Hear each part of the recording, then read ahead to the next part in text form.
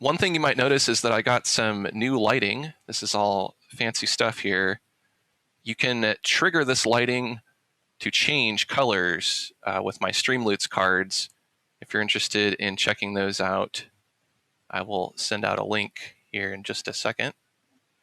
So I have it kind of tied into everything. I can also just change the lights on the fly. Like I actually use this for, I can just have like regular office lighting if I want to, or I can have it be red. It's pretty crazy. Anyhow, so I'm here in Corel Painter, and I chose a color gamut, meaning that I selected a specific range of colors. I did that using my Color Gamut Masking tool, which you can download from my website. You can just do a search on my YouTube channel for Color Gamut Masking tool, and you should be able to find it. And I'm going to use that color range to make an abstract landscape painting. This Color Gamut Masking tool works in applications besides Corel Painter as well. So like Photoshop, etc. So I do want to zoom out here a bit on this color. It's the one thing about this panel, it feels like it's either too big or too small sometimes. So let's make it bigger so we can see our whole thing here. And I say let's because you can follow along with me if you have my workspace and brushes and stuff. Mark's here, Adrian's here, Senjin's here. Good to see you all. Good to see you, Amanda. Thanks for joining Manga Music Fangirl.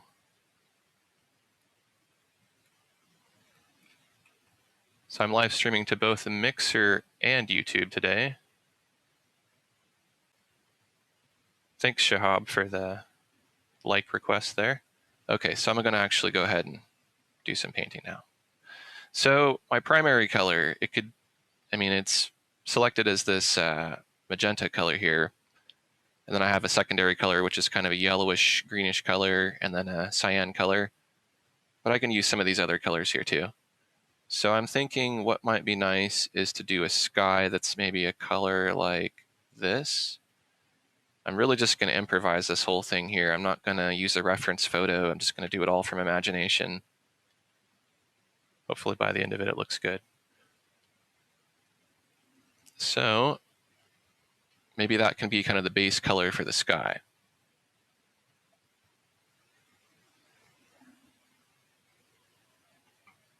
Where's everybody watching from today? I'm just going to make that color brighter. And I'll use an airbrush.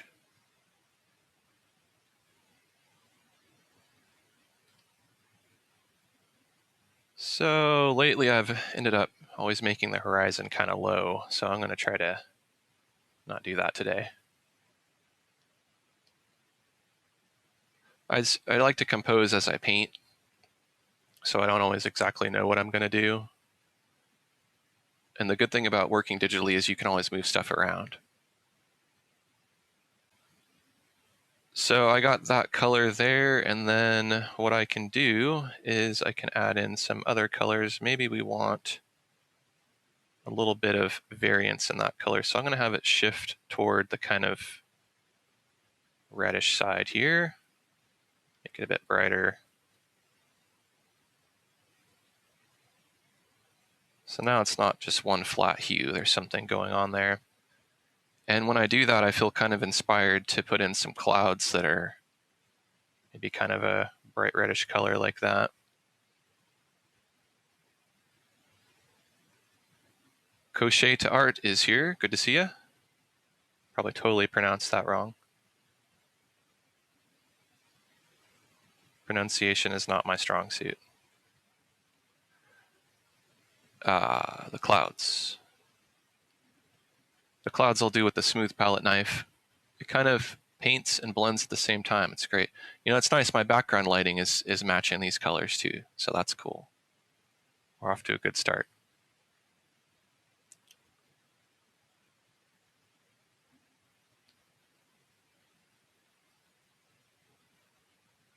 Amanda's watching from Pittsburgh. Susan's watching from Illinois. Good to see you, Susan, one of my patrons.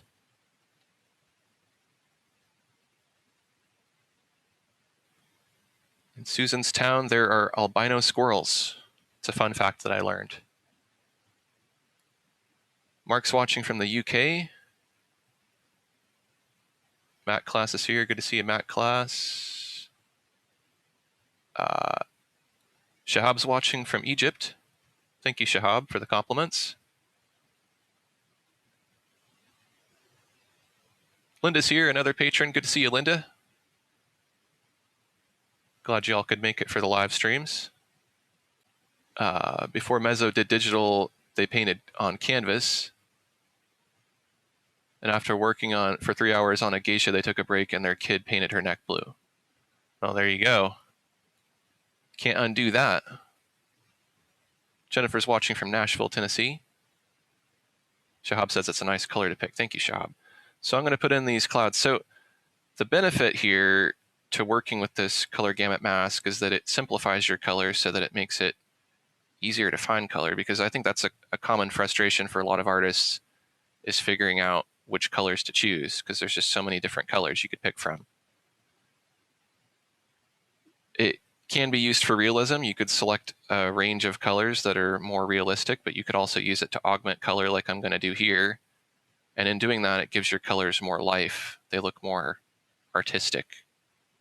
And what I have a habit of doing when I'm just painting freestyle or just from imagination without using some sort of tool like a gamut mask is I end up usually trying to paint things realistically, because that's the observations I've made about things and that's what I'm most familiar with. But when you use a gamut mask, you're really forced to just kind of go against that. And I found it really makes my paintings look and feel a lot better. I mean, that's subjective, of course. You know, some people might like more realistic colors and some people might prefer abstract colors.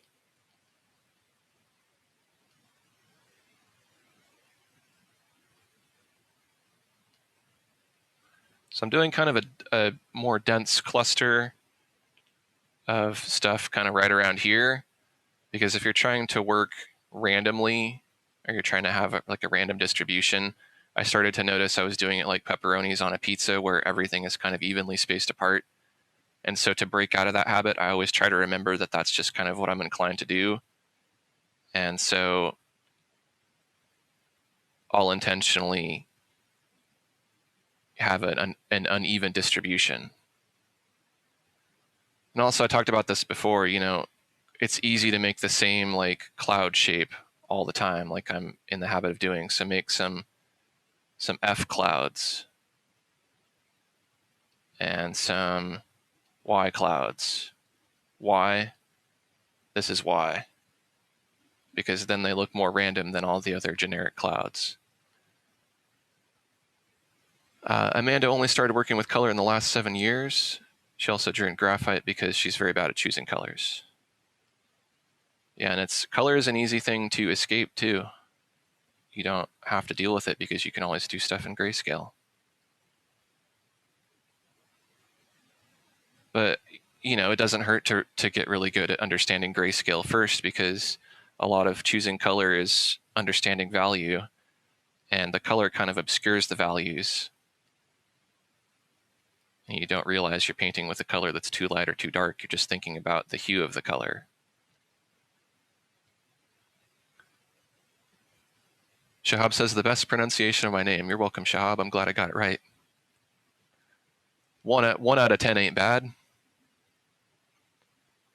My pronunciations are usually pretty poor.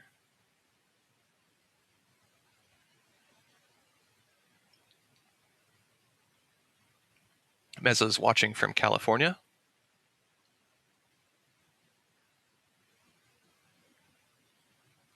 It's weird drinking with a gaming headset. I bet, you know, the next level is like there's some attachment I can connect to this that feeds me water. I'm catching on. I'm catching on to this live streaming stuff with some help from friends, cluing me in to all the cool stuff that you can get now and do. So you'll notice with this brush, it does kind of augment the color a little bit as you're painting too, and I find that's nice. It adds some randomization. I'm painting on a separate layer for the clouds, so those are separate for now, but later on I could go in and blend them together. If I were painting directly on that layer of paint that the sky is on, then I'd get kind of a different result. It would blend more with the background color there. So why not name that layer clouds? I'm going to just turn my touch off here because I don't think I'm going to need it right this second. Now we want to put in something, some sort of land. Have some distant hills. And color-wise, we have all these colors to choose from. If the hills are going to be a significant portion of the painting, like if they're going to be the foreground, then I probably want to choose from one of these secondary colors here. So how about comment in and let me know, should I use the yellow-green or should I use the cyan? Raquel says, do you change the values within the Gamut mask? Good to see you, Raquel. If by that you mean would I edit this file and make the colors lighter or darker, you can do that. If you go into the underpainting panel, then I could actually go in here and tweak this, but I'd have to have the gamut open again. So I'd have to find the file. And then within that, in the underpainting panel, if I wanted to, I would have to also drop all of these layers. But I can't because I have layers locked.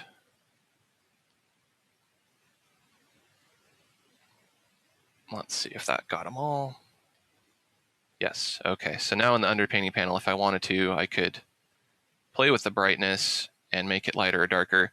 I find that that doesn't have a good result on all of the colors overall, because some colors might not. It's not like this isn't scientifically accurate as far as shifting all the colors like something like the one in Krita would be. But the second problem to that is then this is kind of a destructive filter. So if I keep making it, oops, I'm moving the wrong slider. If I keep making it darker, it's going to apply that dark filter over and over and over again until all the colors get washed out. So while you could do that, I don't necessarily work that way. What I prefer to do is, since we have these nice sliders here now, the HSV sliders that show the color ramps, I think it's just as well to go in here and just move the slider. Now, if the question you meant was, are you allowed to change the values from a technical standpoint, like are you supposed to do that while you're painting? Yes, you can make any of these colors lighter or darker without going outside of the gamut. What you cannot do is choose a hue that's outside of the gamut. So like there's orange. I can't use any orange in this painting if I want to stay within this color gamut, with the exception of these oranges here, but they're kind of gray oranges. They don't have very much saturation. I don't really have a color that's not available here, or a hue that's not available, because I still have some greens. But if I were to choose a gamut mask that didn't have that green area, then of course I couldn't use any green. And you can use gray as well. But there are other art applications, Krita, and then I think even Rebel has something. I don't know if it has a gamut masking tool, but it has kind of a different modes of selecting color, and in those different modes you can go through different types of color selection. I have a couple of other ways to express this color gamut mask. I'll just show you just for the sake of demonstration purposes here. I have a whole video you can watch about how to do this. But there's different color modes. So right now I'm showing you hue, saturation, and lightness. But you could also have hue, saturation, and intensity, which if I do a before and after, you can see this is intensity. So the difference in the values is not as drastic when you go between hues this way, but you'll also notice it limits some colors. or limits some ranges of colors. And then there's HSY, which also does a more extreme version of that. So you could create gamut masks with those as well, and you could have 3 different versions of the same gamut mask, and you could go between those and pick the colors. But I think for me, that's getting a little more technical than I want to get if I'm just going to freestyle something. Like if I really wanted to get into a painting and spend a lot of time on it, I might dive into that. But if I'm just going to improvise during a live stream or just do kind of an average day-to-day painting, it suffices for me just to kind of stick within this first HSL example here, and then just kind of, use a little bit of intuition. Like if the color doesn't look right, even if it's in the gamut, and even if I'm only changing the hue saturation or the value slider, I won't use that color. And if I do stray outside of it a little bit, I'm not too worried about that, as long as it's not a major stray, like as long as I'm not using a bright orange or a bright green, I should be good. So that was a long explanation, but hopefully it clarified a bit on what I'm doing. Shahab likes cyan better. Karthi's here from India. Good to see you. Michael's here. Good to see you, Michael.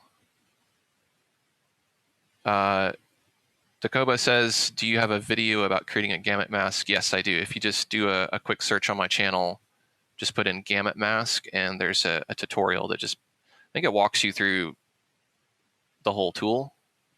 I don't know that I have a video other than these few live streams that I've done that really goes through how to use a gamut mask. So that's kind of on my list of things to do, like a proper tutorial. But I mean, if you watch any of these, it's pretty much the same process I'd go through. I just take my time a lot more, and I'm a little bit more careful about the exact values that I choose. In the end, you can make a lot of adjustments after the fact too, so that's why it's helpful to have everything on layers. But anyways, I will go ahead and continue on here. So it can also be helpful to save that color that you have. So I like that color I was using, I'll save that. I like that sky color, I'll save that. And I like that kind of middle color that I got there, I'll save that.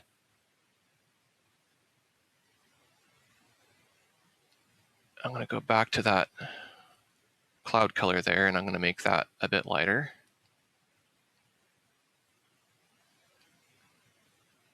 And I can build up forms using those colors.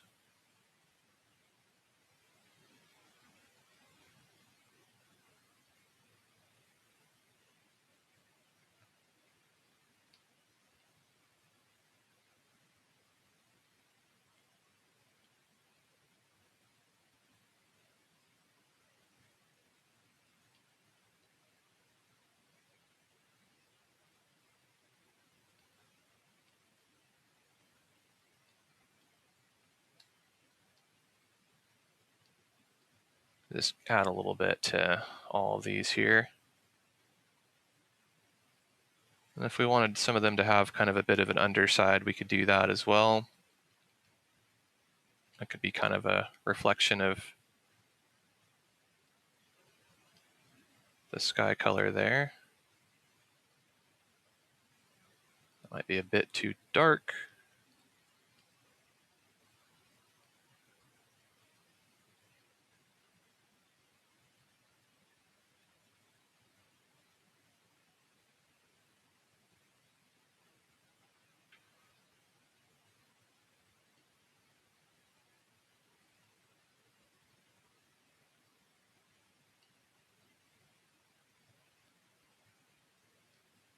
And that could even be one of the other colors in the gamut.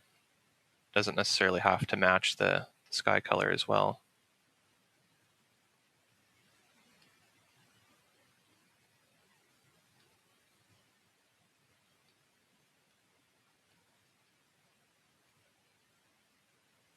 And the ones that are far back, you don't see as much of the underside. The ones that are right over your head are the ones where you're going to see the bottom more.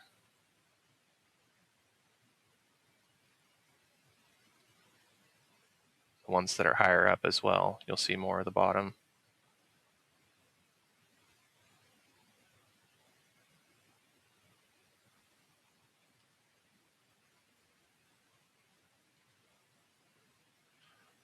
It can be nice to have kind of an intermediate color between those two colors. So you could get that by blending.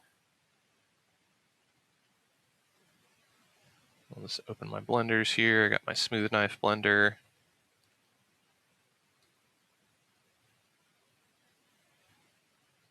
You can kind of get an intermediate color that way.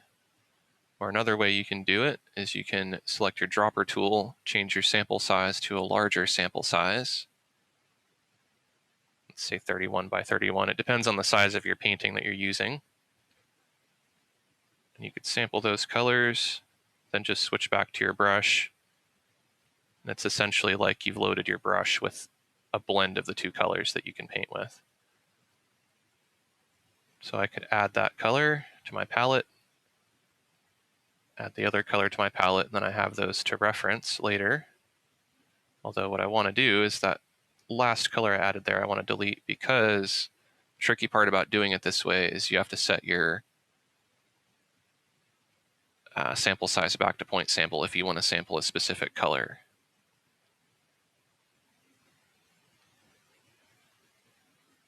For some reason, it does not want to sample that exact color. So I'll just try to get it.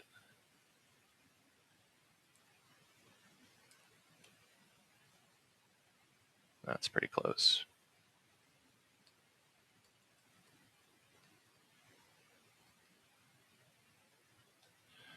Okay. So that just kind of goes in between the other colors in a couple places and helps smooth out that transition.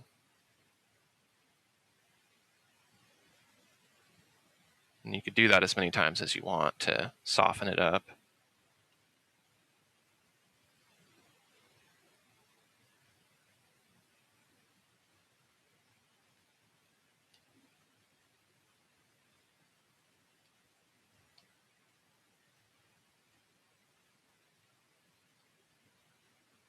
You could even use it within the clouds to create a little bit of depth and dimension.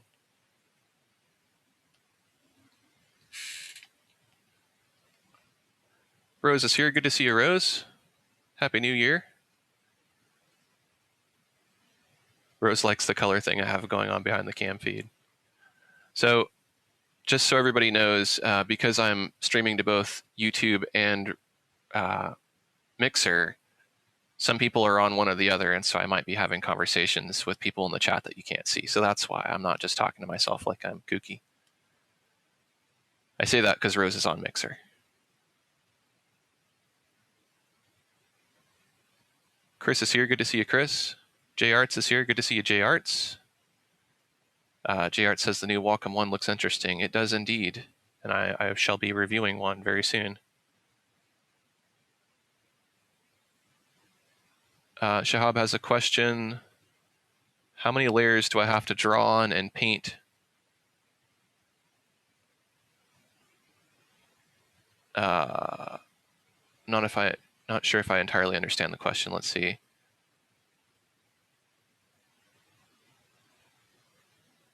How many layers do you have to draw on for an animation video?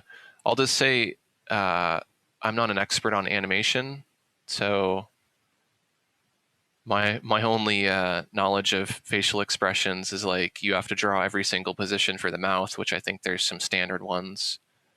All the consonants and vowels, or not all the consonants, but the different vowels like A, E, I, O, U. And then there's facial expressions, but then it depends on if the character has its head turned, how many turns, quarter turn, full turn. There might be some specialty frames, so yeah, I'm not sure if I have a good answer for that. It would be a lot of frames, though. That's the thing about animation. That's why it would be really fun for me to do, and I've experimented with it in the past, but I don't do it as my job because it's very time-consuming and hard for one person to do. But it can be done because people do it. Rose says, where is Galen? Galen is actually doing his own stream with Jer Henning right now on Mixer as well. I popped in there for a minute to say hi.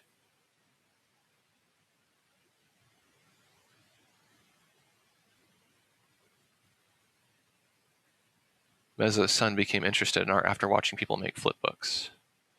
Yeah, it's pretty cool to see what people make.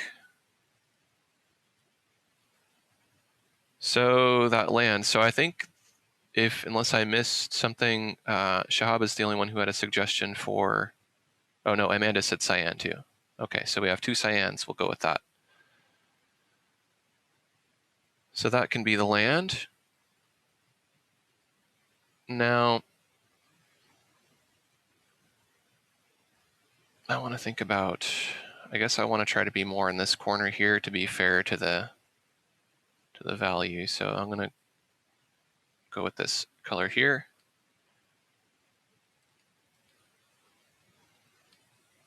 Now I do know that I want it to be lighter. So what I would do if I were going to take more time is carefully measure what the value is. And these measurements, you know, I don't know that going between this and sampling here and like moving these sliders, I don't know that this is like 100% accurate, because this is kind of like a jerry-rigged thing. So, you know, again, you have to kind of use your artistic license here. But if I sample this color from the sky, and of course I'm using point sample, I'm not averaging it. It's very important. So I get that exact color. I can see the value is 175 if I'm viewing it as HSV, which you can do by going to the top right of the color, the default color panel, and then choosing display as HSV instead of RGB. It's at 175. So if I want a color, like let's say this cyan color here, I want that to be around 175. And if it is, then it's going to be perceptually, hopefully, more or less the same value. And we could test that. We could create a new layer,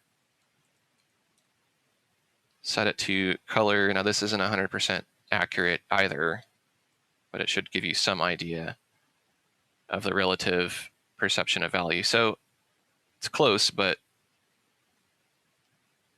it's definitely darker.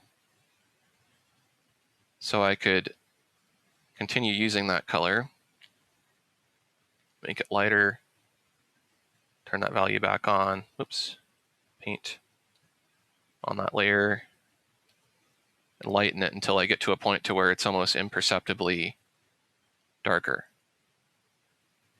So that could be my maximum distance there. So I'm going to keep that actually.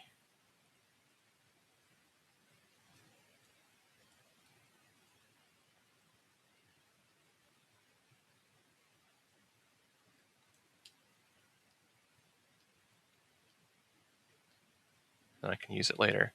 So now I can go in here, put in my distant hills. If I want them to look even darker, I can desaturate them more too.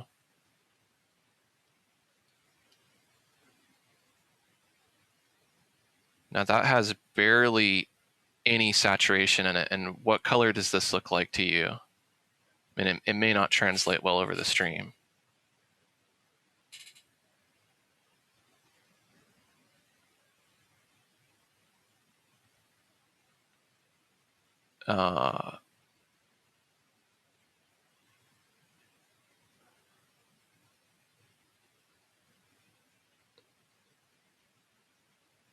Just keeping up on the comments here. Shahab says 3 cyans. Okay, good. I'm glad we're all in agreement on the cyan. Amanda says, how did I turn the grayscale so fast? I created a layer on top of everything, set the composite method to color, and then filled it with black. And it essentially causes all the layers underneath to become only black and white.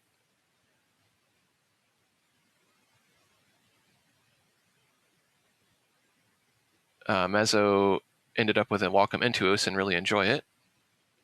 Glad I was able to help Mezzo.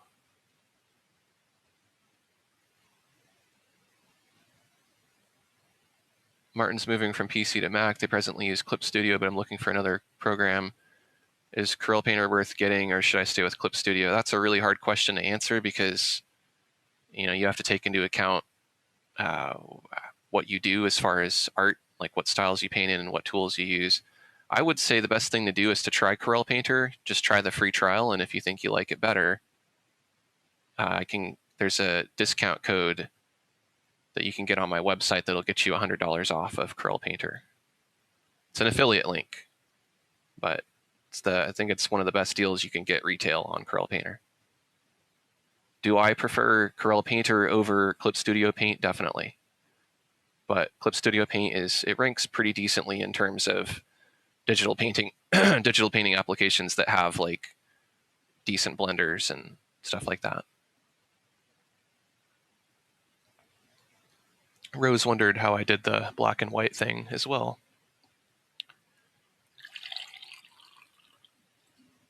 Yeah, the only problem with it is it's not 100% accurate representation of what the values actually are if you converted it to grayscale. Like if I flattened the image and converted it to black and white, or desaturated it fully, that would be different than the appearance of what I get by using that filter. But it does give you just a rough idea of like what the difference in values is.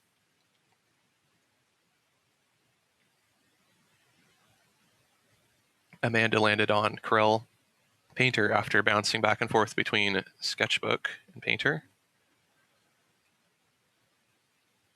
Yeah, I'm not out to tell everybody that Corel Painter is the best application, because to me, like, there's so many applications out there that have their own merits and each is good at something. So it really depends on who you are and what you do and what you can afford. And, there's no one best application for everyone.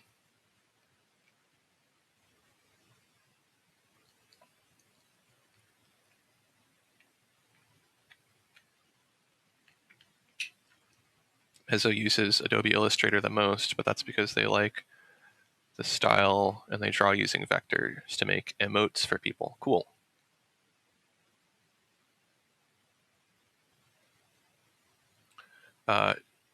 Shahab works on Android and produces good drawings. They're retired from drawing. Way too back. You got reassigned with drawing for your new job. What is better, IBIS or Medibang paint? I honestly have not used IBIS more than like testing it maybe one time. So I don't know how it compares to Medibang. If you're working on Android, I would check out Infinite Painter. That's one that I like a lot. It has some good brushes and it has a nice look and feel to it. So that's kind of what I've been using when I paint on Android. I'll answer a couple more questions and I'll get back to the painting here. Mezzo says, your Elgato Stream Deck review was super helpful. I have one as well, and there were uses I didn't know about until I watched your video on it. That's interesting because Galen mentioned that too. So he said he'd enjoy seeing a video where I talk about how I customized it, so I'll definitely make that. Yeah, there's some cool stuff you can do with it. And like, as I was making the video, I discovered more stuff. Like, if you pay careful attention to the video early on, I guess this is some bonus behind the scenes stuff. When I started the video, I think I had one colored light, and then I started to use that, and then I think I went out and bought 3 more. So later in the video, everything gets a little bit more colorful and bright. But then also near the end of the video, I discover that I can program the lights into the Stream Deck. So then I'm like, what do? Do I leave that in there? It'll be inconsistent. So I had to like save 2 profiles, one with and one without, so that I could try to finish the video and then splice in the light part at a appropriate time. So, even today, there's buttons I added to it. Like, I'm adding buttons on a weekly basis, multiple times a week, as I start to discover things. It's super helpful. I wish I'd gotten one sooner. So I asked earlier what color this looks like to you. Now, I told you it was gray, but to me, perceptually, surrounded by these other colors, it feels like a seafoam green, kind of. And I know it's not a green because it's a cyan, but I also know that it barely has any saturation. It has 10 saturation, which it's like basically a gray with a little bit of color cast. But surrounded by these other colors, your eyes perceive it a certain way. That's the cool thing about gray. And that's really the power in this color gamut mask, is you want to use those grays.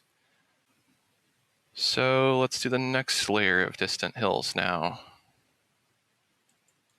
Let's call them hills 2. And I want to save that color. And then I'm going to make it darker. And I'm going to think about if I can move on the hue axis, where can I move? So I'm on that cyan, so I know I can move into the blue, and I know I can move into the aqua a little bit, but I can't go beyond that. So I can have some analogous colors here to choose from to give me some depth. So I think I'll go into the blue. Now, the tricky thing here is when you're so desaturated, it's hard to see anything on the hue slider, so it makes it a little bit trickier to pick a hue. So I would just think about maybe the number that's here, 228, and know that if you're going to shift it, don't make a major shift. If it's helpful too, you can also have your regular color picker open, and then you can just take it and move it a bit this way as well, if that's easier. Might just do it that way. And I want to saturate it a bit more.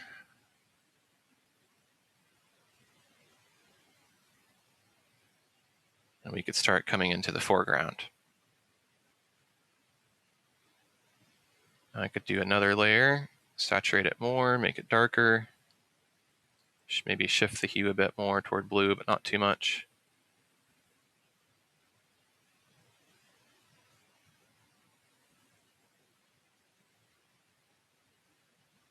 So what I'm seeing here is kind of like a desert scene.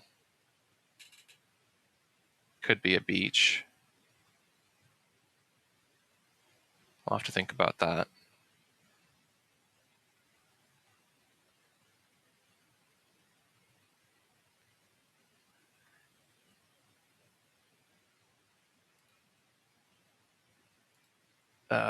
So let's do maybe one more.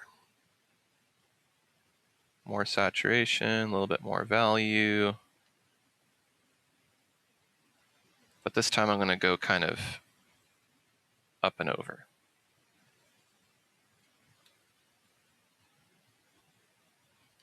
The more you overlap, the more depth that you get.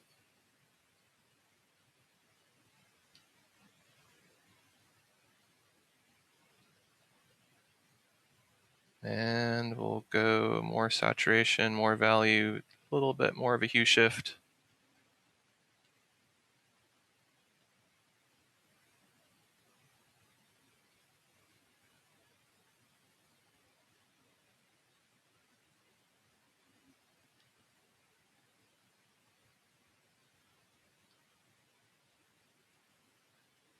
I think something like that'll work. So I think it is going to be a desert. So if that's the case, I'm going to call this Hills 1.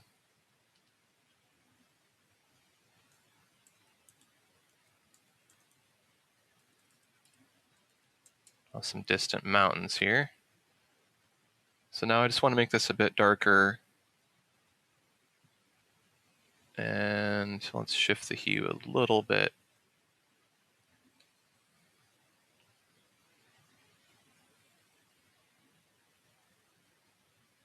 Have something back there like that.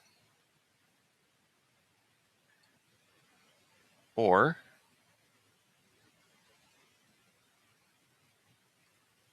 experimenting here.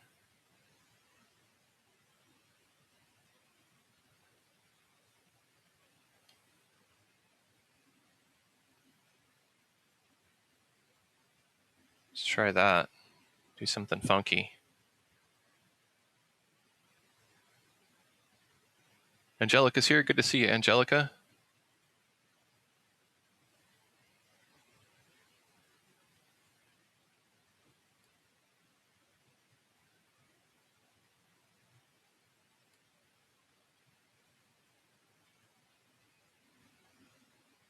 The good news is I'm doing a funky abstract painting here.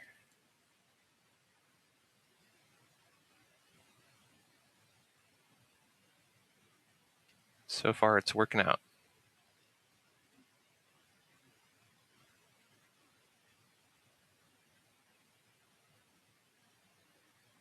So still kind of thinking about the composition and what I want to put in here. I think that I need to name some layers.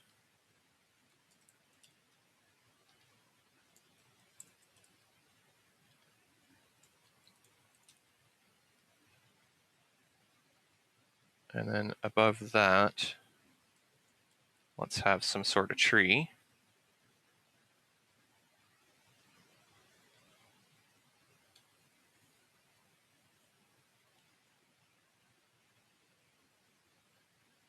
I don't know exactly what kind of tree yet, but we'll figure that out. See, I chose one of those colors that's still within the gamut.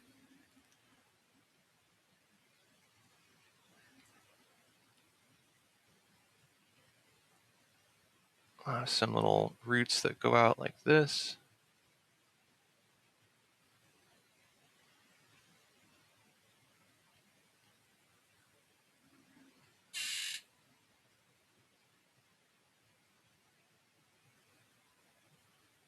I don't think I want to put too much detail into the tree just yet. I just know that I want to have something there, and so I'm going to plop something in.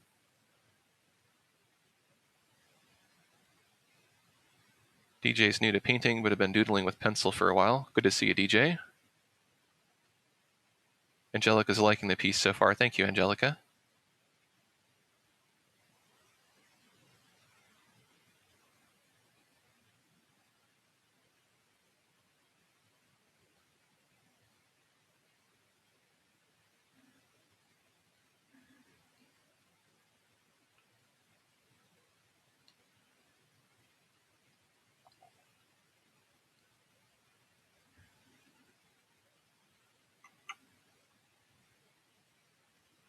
Okay, so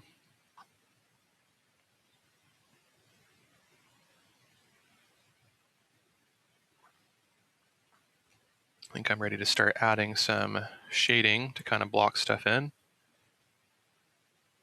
So those distant mountains, I'll turn on preserve transparency.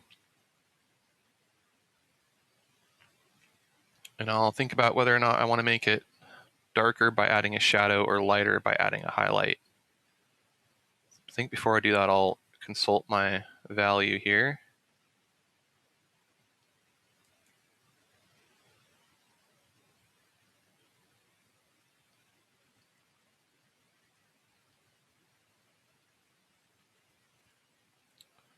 So it's already pretty dark, so I could probably afford to make it lighter.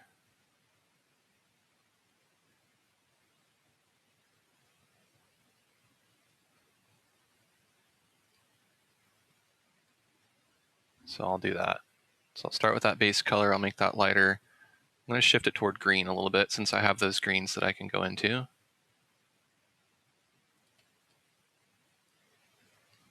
I'm going to make it a bit brighter. Not too bright though, because I want it to look distant. And then I haven't really established a light source yet, so I could pick one. This side feels appropriate to me.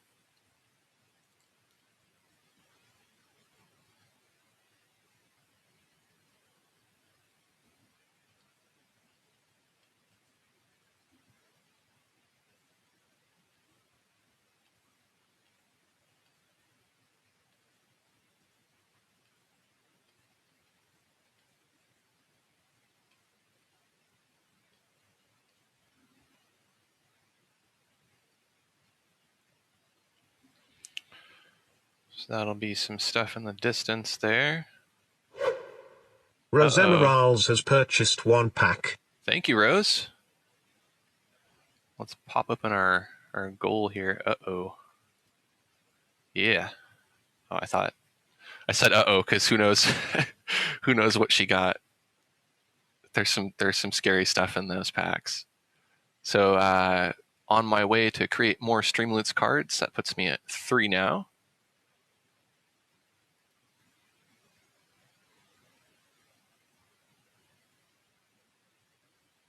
So I'm going to do this. The YouTube element of my chat is not working for some reason in Restream.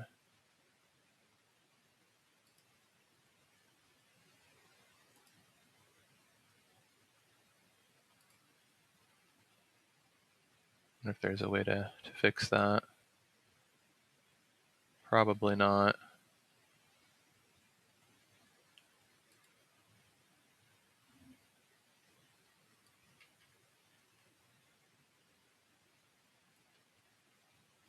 So if that's the case, what I'm going to do is I am going to tweak something here. I'm going to take that chat overlay off because all it's showing is the wrong thing.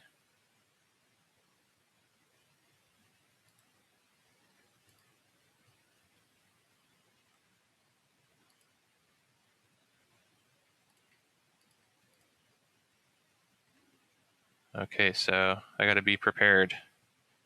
Be prepared for those chests. There's those cards that Rose got in her chest. So now I'm going to go to that Hills 1 layer and just consult my value again. I don't think I want to make it lighter, so I'm going to make it darker when I shade. So I'm going to add a shadow.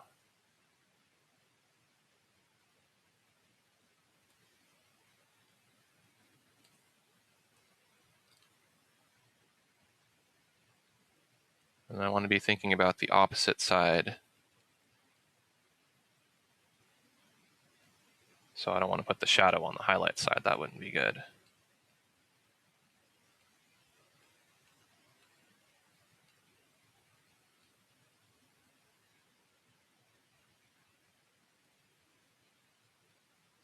And then go to the next layer.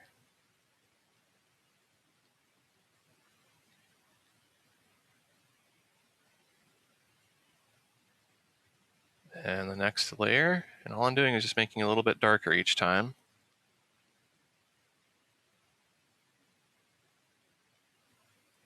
And you don't really have to overthink what you put in. Like, I'm just putting stuff in. I'm not, again, I'm not using a reference image. Didn't pre-plan this. I didn't sketch anything. I'm just doing it. If that's the kind of art you want to make, there's nothing wrong with that. Now, one thing I do notice is that there is a plane that is in front of the tree. So I'm going to need to compensate for that.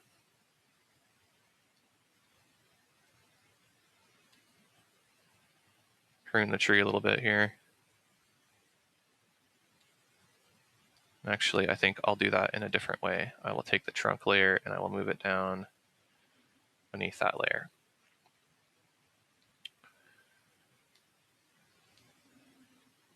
Okay, so back to that layer, make it darker. So I think this whole piece here could be something that's in shadow for the most part.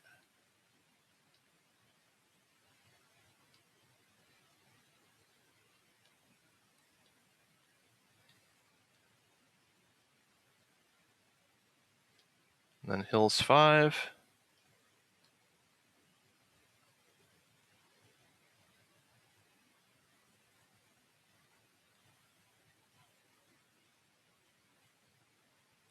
Again, I'm just putting in stuff. I'm not really trying to overthink it too much.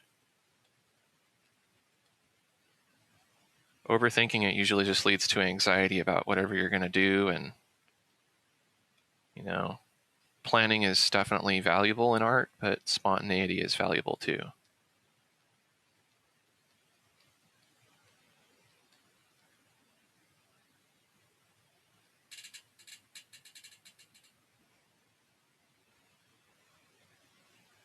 So now I've created kind of a sense of distance.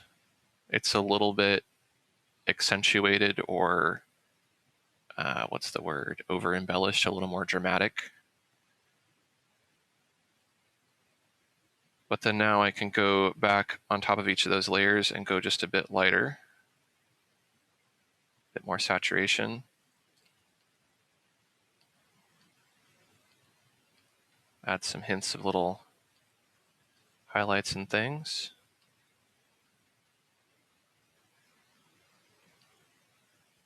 Make sure I'm on the right layer though, that's always good.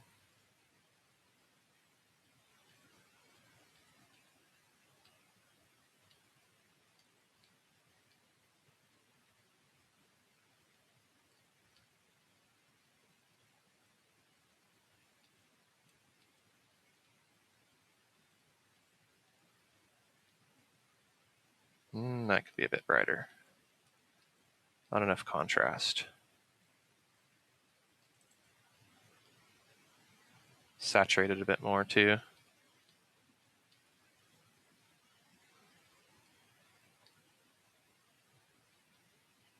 Now, when you're saturating, also be careful to make note of kind of where you're at.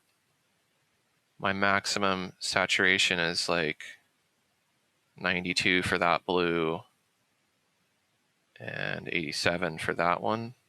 Or no, sorry, it's 68 and 85. So if I'm getting into here, I want to make sure I don't exceed that when I make that color lighter.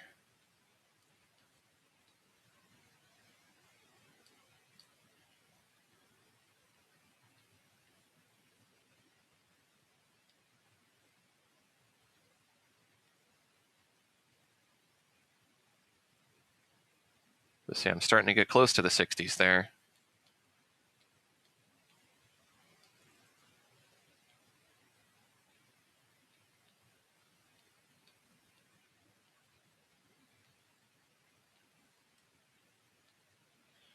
I could go brighter.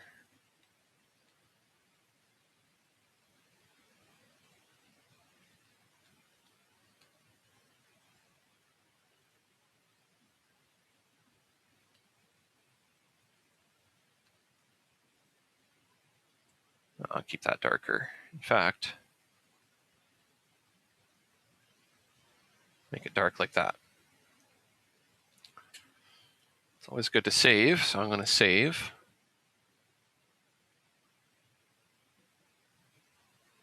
Oh, now for some reason, YouTube is showing up in the restream chat. That's weird.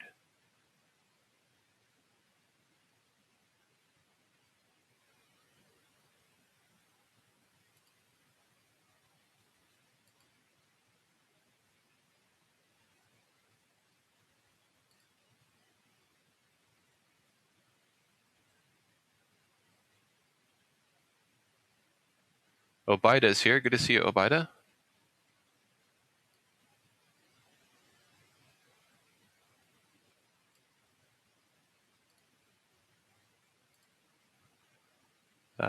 New Graphics is here. Good to see you, New Graphics. Thank you for the compliment.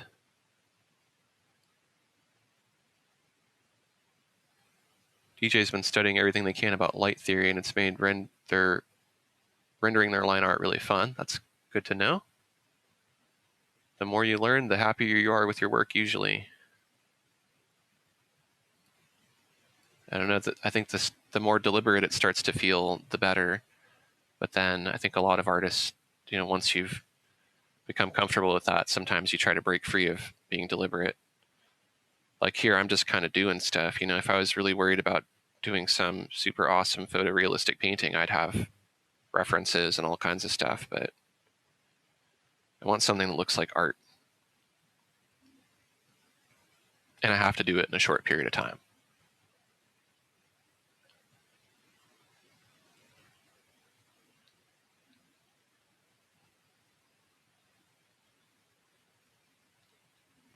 So now, what I want to try is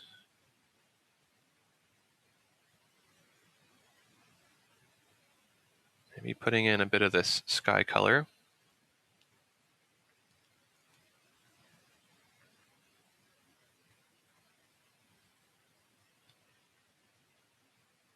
I think I want it to be maybe a blend like that. So you can always put down some color and then blend it in.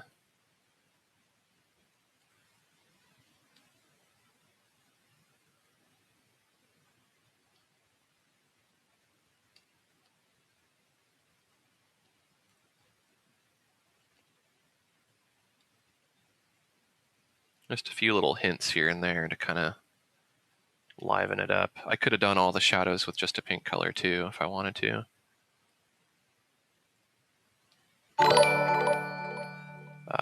Thank you for the shooting star, Rose. Is that a distraction before you play a Streamloots card? Divert my attention and then get me with something?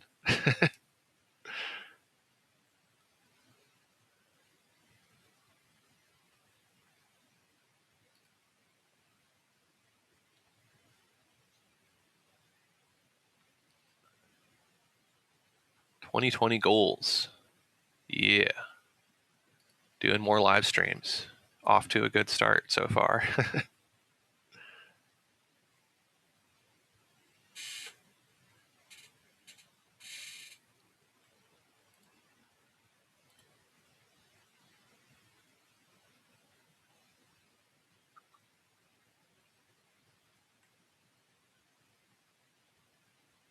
Vector's here. Good to see a Vector.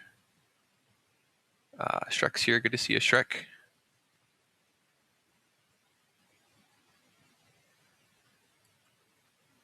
Michael's watching from Sydney. Good to see you, Michael.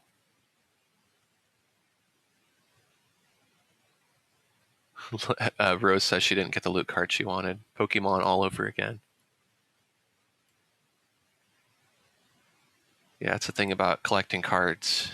There's always this card you really want, and then you end up getting a bunch of lame doubles, multiples.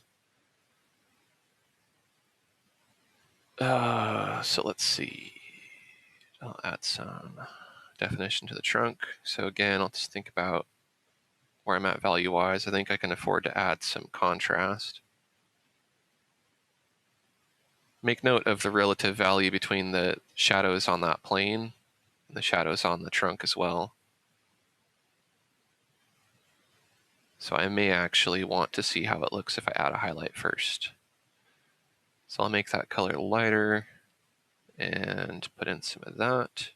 And I think I actually do like it a bit lighter. I might even make it lighter than that. And I may also shift the hue. So I feel like I can go into that other purple a little bit more. Now, take that back because the sky color is actually kind of that color. It looks like a reflection, and I might want the reflection to be on the other side, so I'm going to shift the other direction. I'll go toward blue. Maybe make it a bit brighter, tiny bit more saturated. Yeah, I like that better.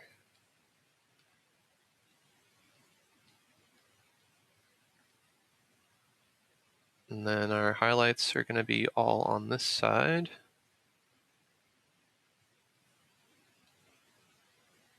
Might try a little bit of shadow and see how it looks.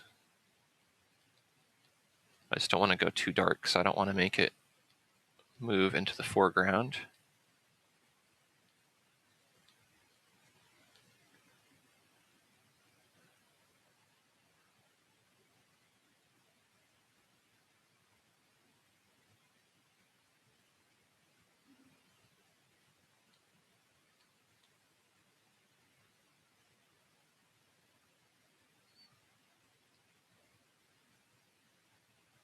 So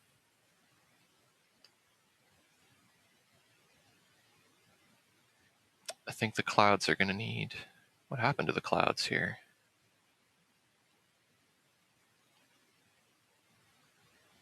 Didn't I do some shading to the clouds earlier? Where'd that go? Did I undo it somehow? It took me till now to realize. What the heck? I must have deleted it somehow. Okay. Whatever. Let's see if I... Oh, yep, and I saved it probably after I did that. Not before. Which would have been wise.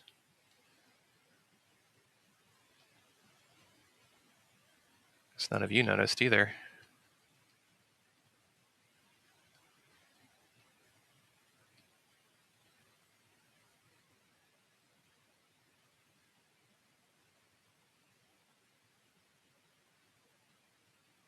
Well, it's no big deal. I'll just do it again.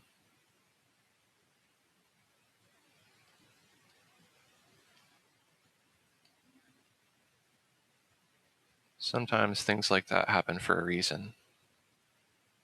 Feel free to comment in if you know what that reason is. I don't. Maybe it's because I'm actually going to make it look different.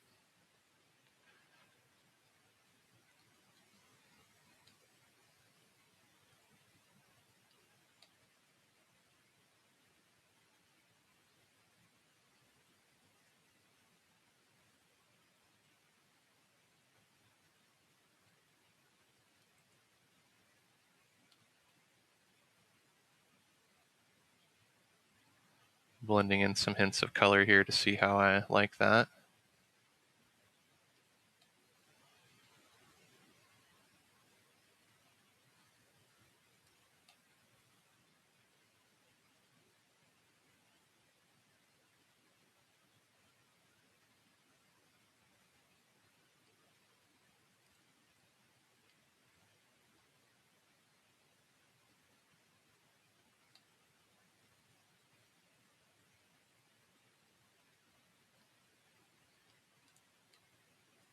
Just kind of experimenting here until I find the right color that I like.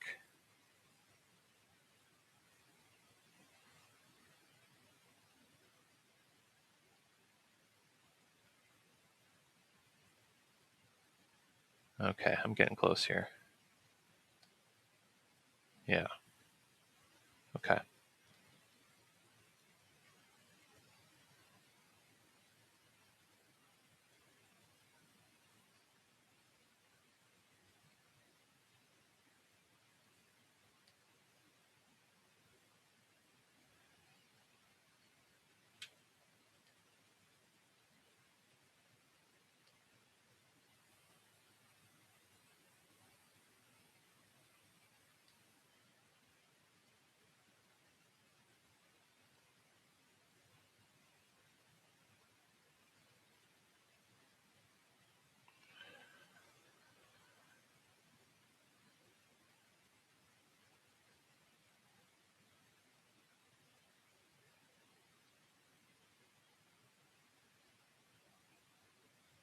Vector says, I got some scratches after I used it for 1 month. Is that normal? It's not normal to get scratches. What's normal is to get residue from your pen nib. Pen nib wears down, and so what you think are scratches are actually probably just residue that can be wiped away with a microfiber cloth.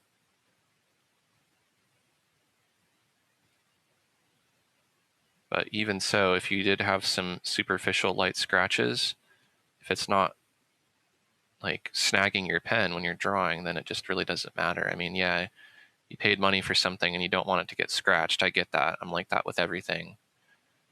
But some things are just going to scratch, and that's one of them. You're rubbing a pen against it. That's a very common question.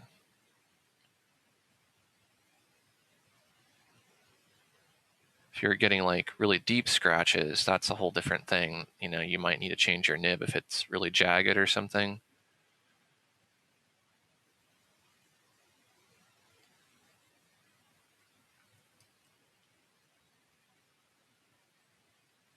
Okay, I like that better. I'm all right with redoing the clouds. Makes it look a little more abstract now.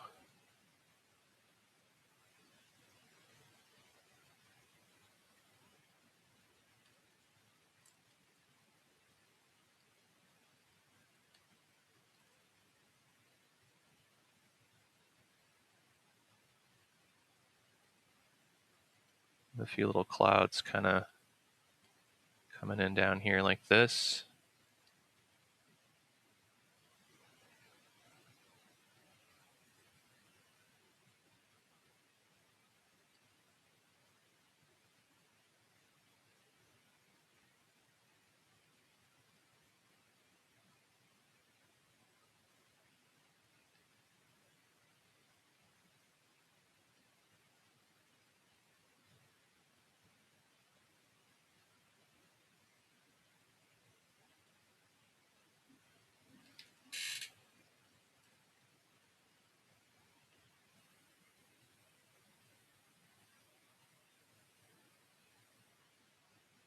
Rose says she likes the new workspace I created, not so busy, although I tend to use the box from the Landscape 01 lesson.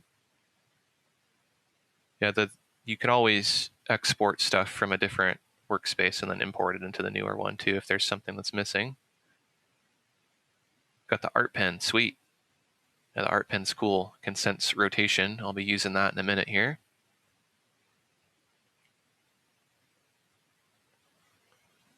Shahab was out watching somebody paint and he kept making mistakes until he got furious and kept pressing delete until he deleted his canvas all the way.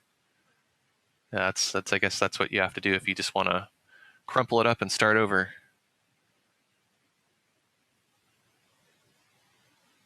Rose says, personally, I think Wacom could have added rotation to the pen that comes with the tablet.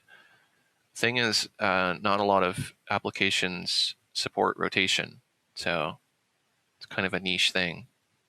It's a very underutilized pen property.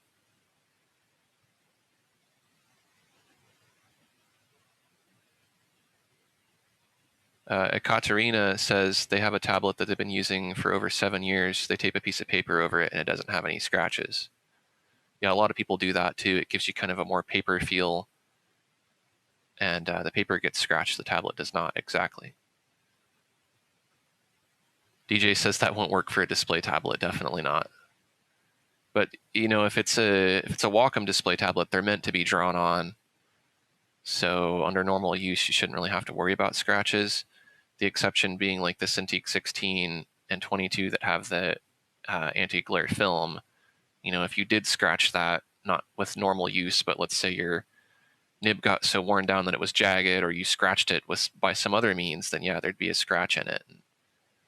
That wouldn't be good. But like the more expensive Cintiqs, they're meant to be drawn on, and unless you scratch it with a piece of metal or a rock or something, the screen's not going to scratch when you draw on it with the pen. Vector says, do you have a Discord server? Yes.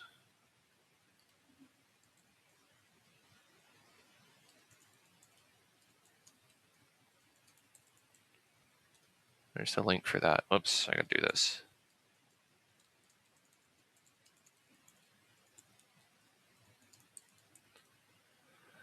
Well, one of those things should work. All right, so let's try to have more than just a tree trunk here. The distant mountains need a little bit more.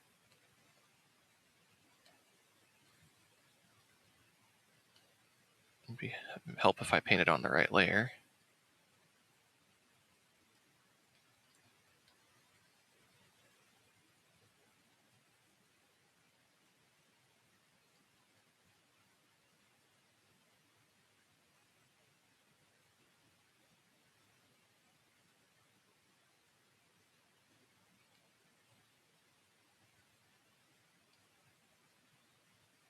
Decided I want to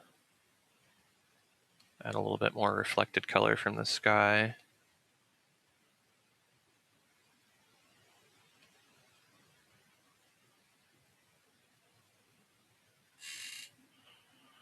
I feel like those mountains over on the left come into the foreground a bit more. So if that's the case, then I want to just like beef them up a little bit.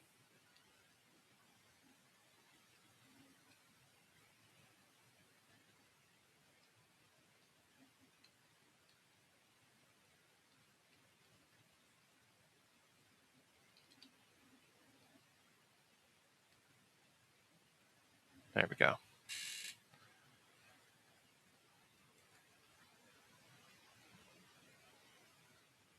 Amanda's still using the first nib that they put in their Wacom Intuos pen back in 2017, and she uses that tablet every day. And there's 4 on the back just waiting. Yeah, nibs, depending on how you draw, they can last a long time. They do wear down.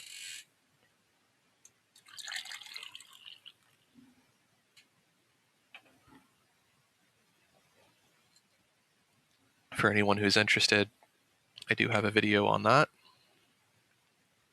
Why nibs wear down and how to prevent nib wear.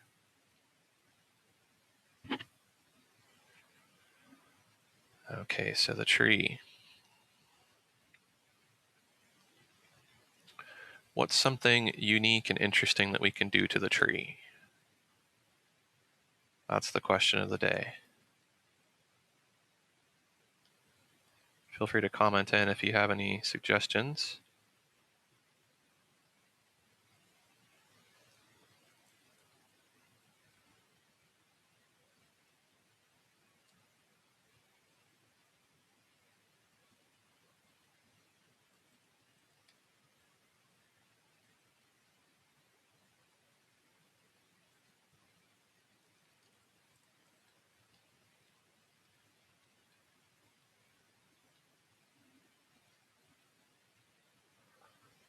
Meso's nib is in good shape, but they don't get to draw every day, and they try not to press too hard on it. Yeah, pressing lightly is definitely going to spare it.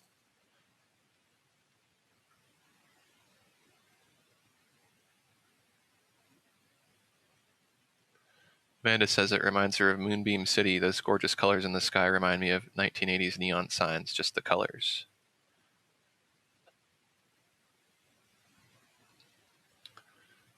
Bifurcated by lightning. That's a good idea. We'll do that.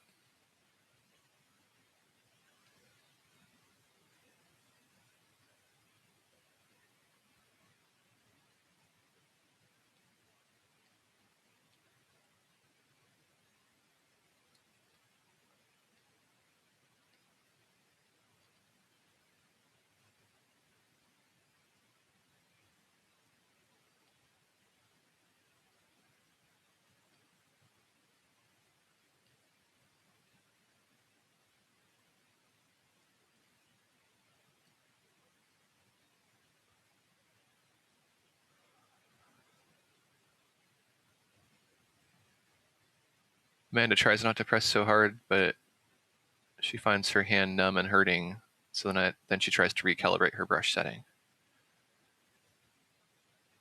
Yeah, I mean, everyone's going to have a ideal amount of pressure that they use, and if you try to stray outside of that, it can become uncomfortable.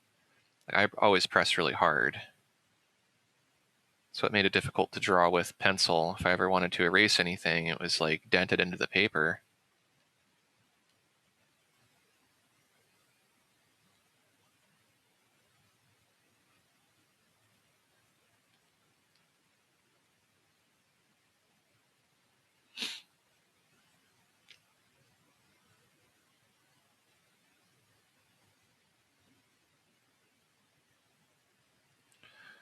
So that'll be the trunk, and then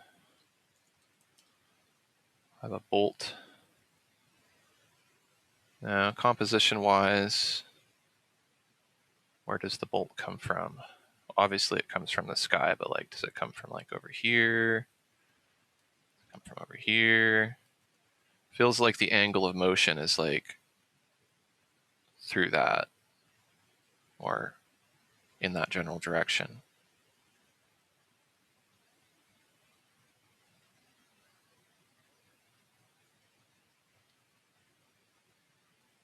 So I'll just put in a guide.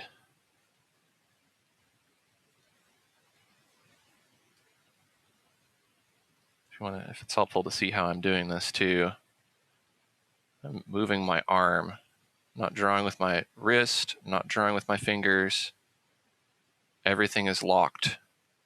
I'm just really quickly just going like that. It's a good way to get a straight line. That's why it's nice to have a large gesture space. So that'll work. And then we'll do the bolt on top of that. That yellow color I had was good.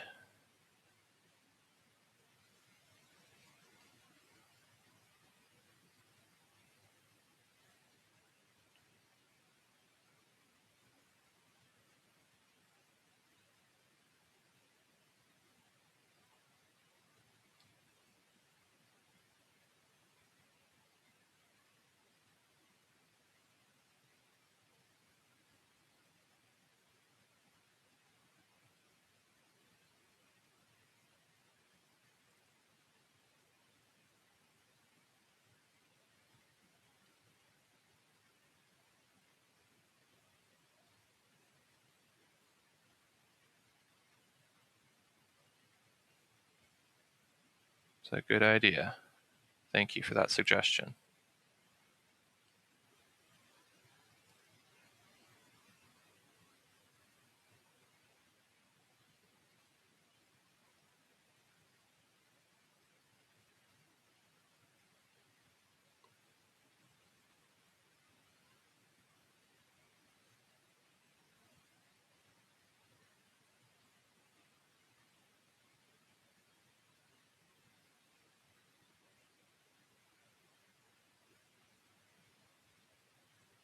And I have brushes that can make lightning, but I want to maintain this kind of loose, almost impressionist style.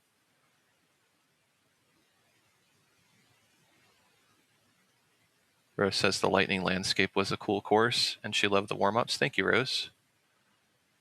Yeah, that's a good one to learn how to paint lightning.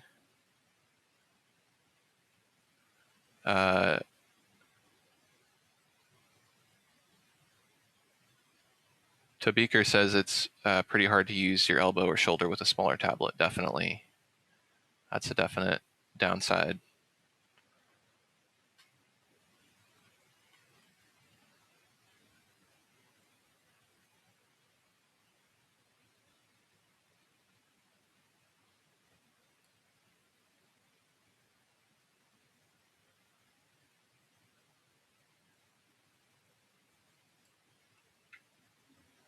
Just checking out the comments there.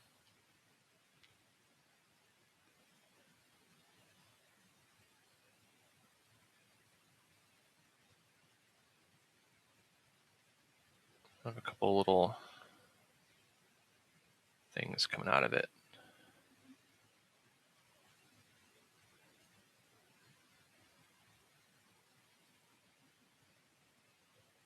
I'll go brighter. Just go right down the middle.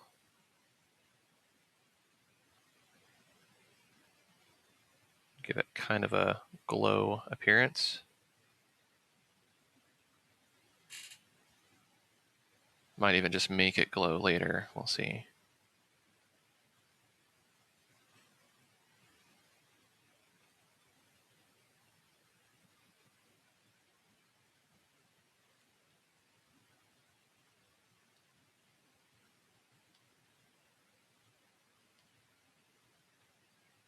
We want there to be some light reflecting off of the trunk.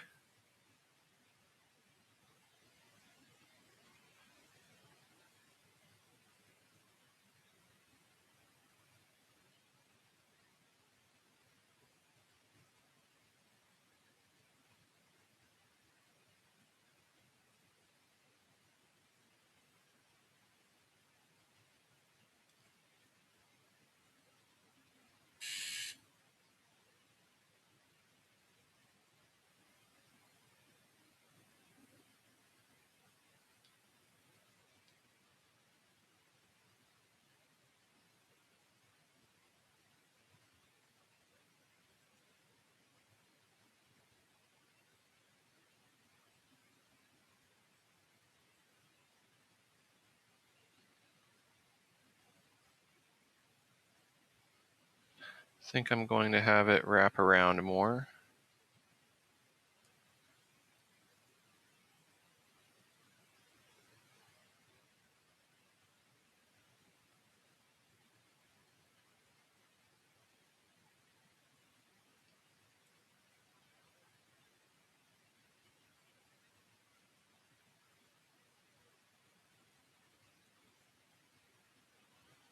Yeah, I like that better.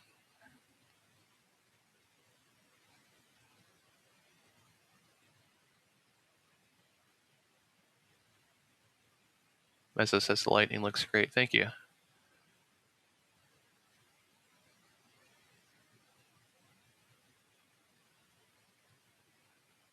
Convicted for Christ says, how did my mind know to express lightning on the broken tree? Have I done a study on them?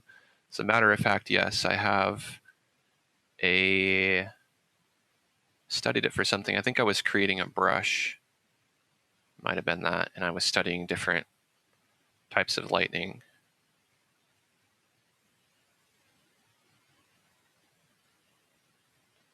So that's one of the useful things about references. Now, did I get it 100% correct? I don't know. I remember there was a certain pattern to it, kind of a cascading fractal, but I think wrapping around it looks kind of cool too. So, I mixed reference from memory with imagination.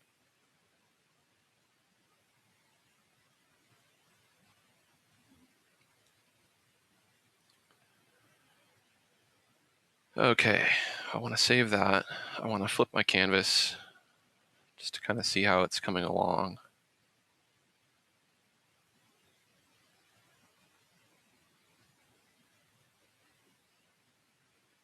That's just a guide that I don't need anymore.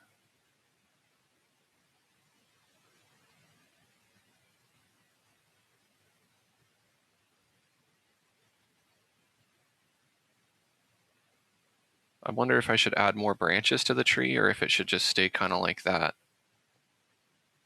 Because the thing is, if I add more branches, then it might not be clear that the tree is split. It might just look like that's the shape of the tree, whereas this implies that it was just a trunk with no branches and then it got split.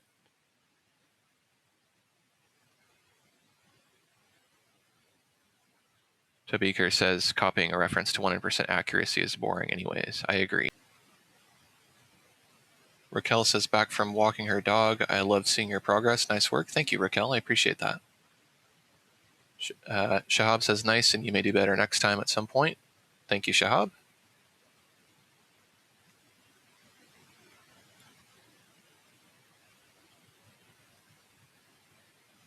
Shahab wants to see some tones of greenish cyan to make it more realistic. All right, you got it.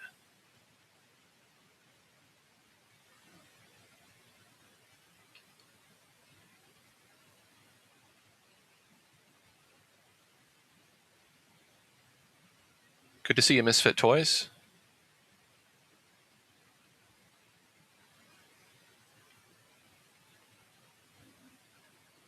Okay, so Shahab wanted to see some tones of greenish cyan. Thanks for the host, Jer Henning. It's great to get to see one of your streams finally. Hope your stream went well. So, greenish cyan. Where might we put that? Let's see here. Go up to the sky. And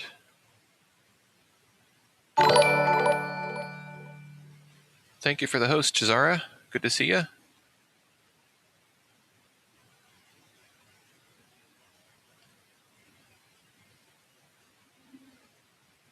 I'm going to go a little bit darker with this color.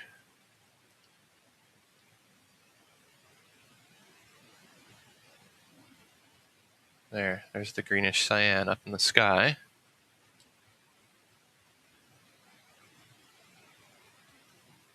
Now that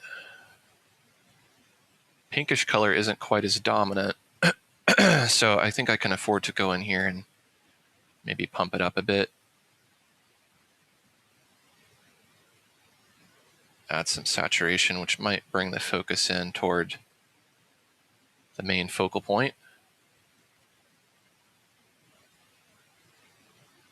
And the question is, in doing that, what did I do to my values here? 131, 148. Okay, so as long as it's getting darker, then we're good.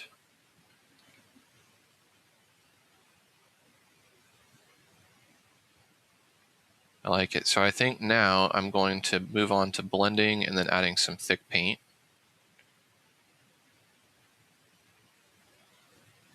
So I'll go ahead and save it, and then I'm going to save a copy. That way, if I'm not happy with whatever I did, I can always go back. Rarely do I ever need to do that, but it makes me feel good, so I do it.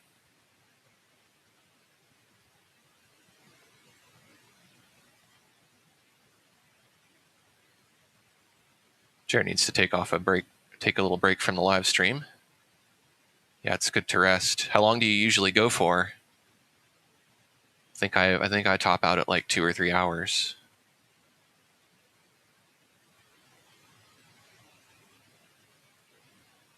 Misfit Toys says it's not looking good for that tree. Very shocking.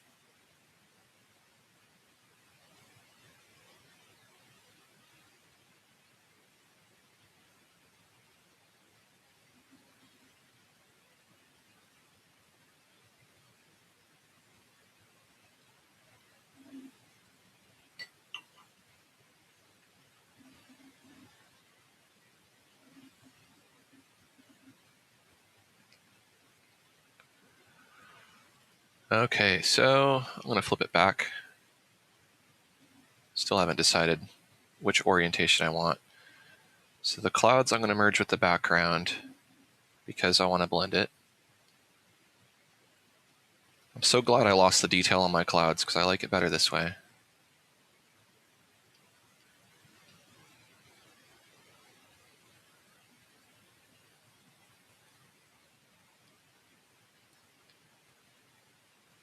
I don't want to kill all the detail in this stuff. I just want to kind of smudge it together a little bit here and there.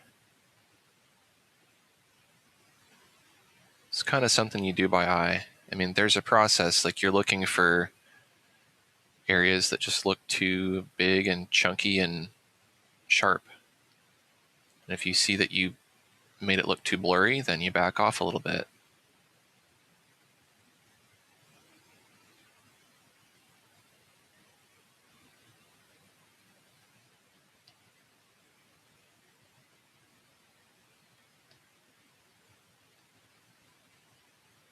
But you have to have some of that sharpness.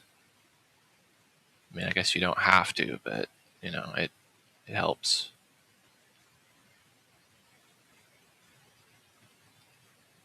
Most paintings are a balance of sharp and smooth.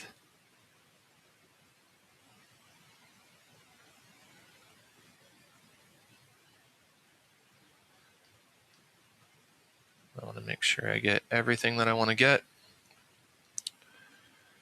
And then to set kind of a standard, I might go ahead and just add some thick paint. I could go through and evenly blend everything else, but I think probably everything's okay how it is. So maybe that's all I needed to blend. So take that back. I'm just going to do some thick paint here.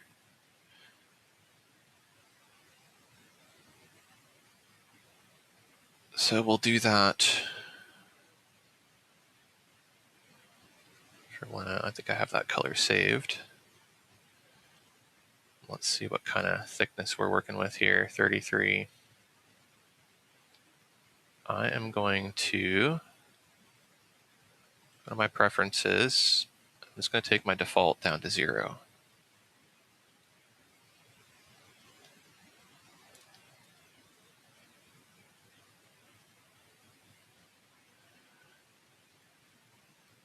I'm going to need to lighten that a bit.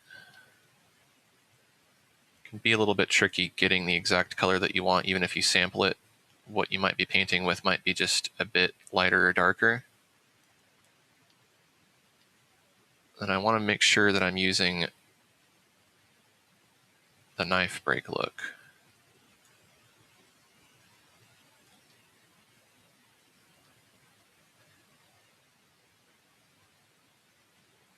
I also want to keep note of the orientation of my light because I've been flipping my canvas.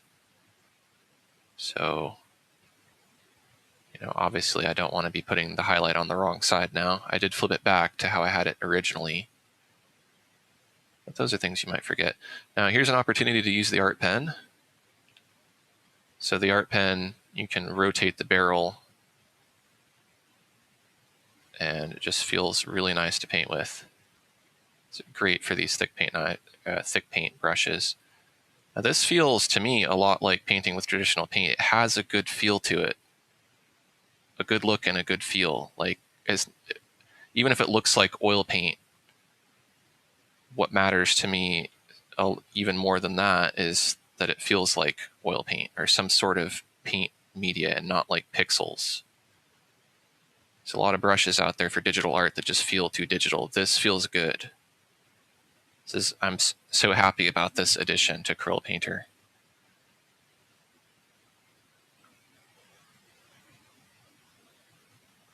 And it enhances that spontaneity because the mark I get is so dynamic. It's, you know, I could make a different mark and each time it's always going to look different. That's a lot like a paintbrush. I'm not getting the exact same mark each time. That's great. Galen's here. Good to see you, Galen. Happy New Year to you. Thanks for the host, McGlynn.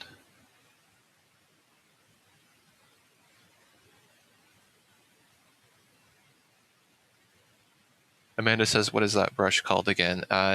This is a brush technology in Acrylic Painter 20, I think it starts in 2018, if I'm not mistaken.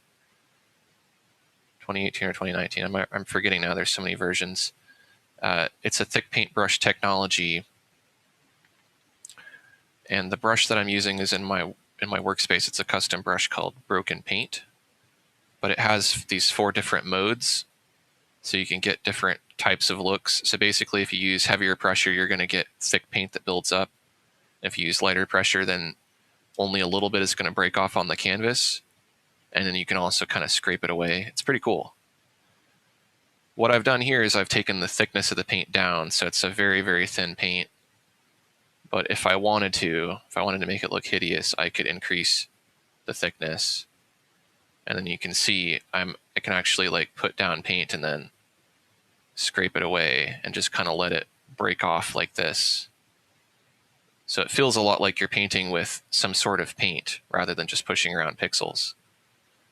So I'm going to go ahead and take that back down to 0.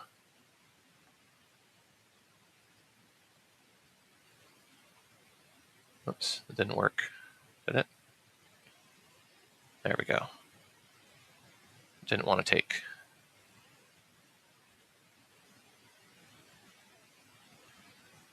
And it also has this kind of wetness to it, so it blends a little bit. And it's a beauty. And there's so much more you can do with this technology. You can get bristle brushes, you can get paint that you squeeze out of a tube. You can get textured stuff, you can get stuff that looks like hair.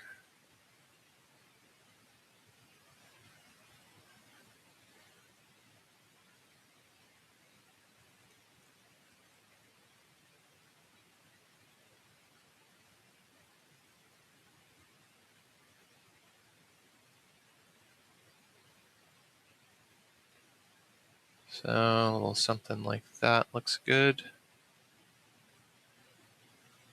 Let's see what else I can do here.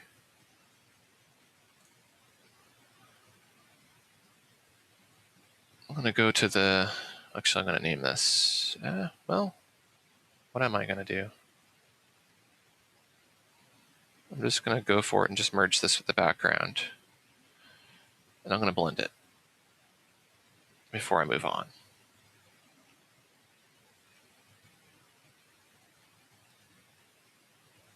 Amanda says she needs an instruction manual for Corel Painter 2020. Well, there is a manual, an online manual that goes through just about every single detail. Doesn't always exactly tell you how to use stuff.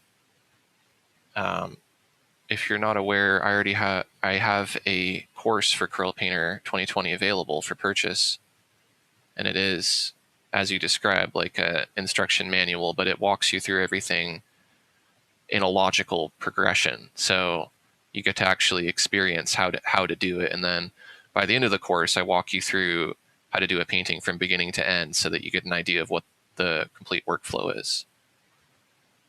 So that's the way to go.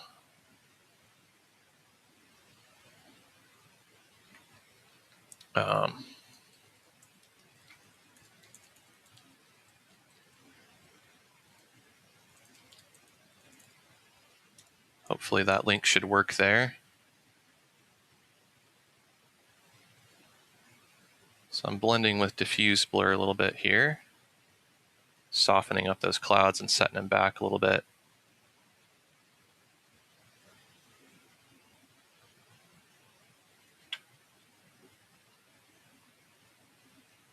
That was cool to see what you were working on, Jer. He's doing some vector art. I didn't catch what the application that you were using was, though.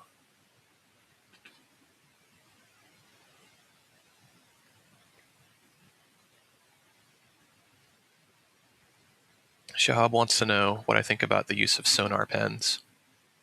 If by that you mean those pens for iPad that use sound to control pressure modulation, I haven't actually used one myself, so I probably can't really fairly comment on it.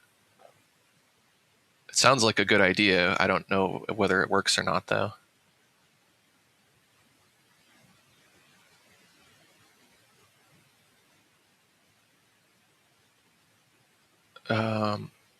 Misfit Toy says, is the shortcut menu you have under the layers only in Painter 2020, or is it an add-on?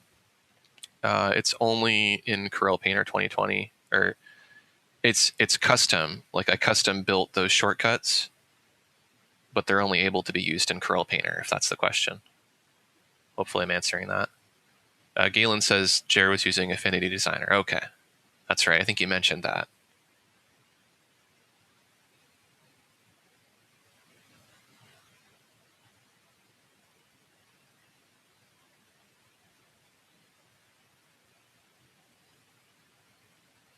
Thank you, Gross, for the taco. I didn't see that earlier. I wish I had a real taco right now.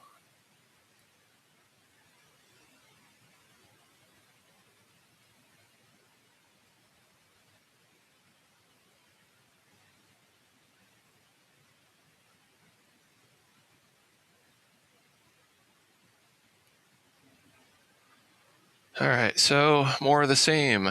More of the same. Let's go to the distant mountains.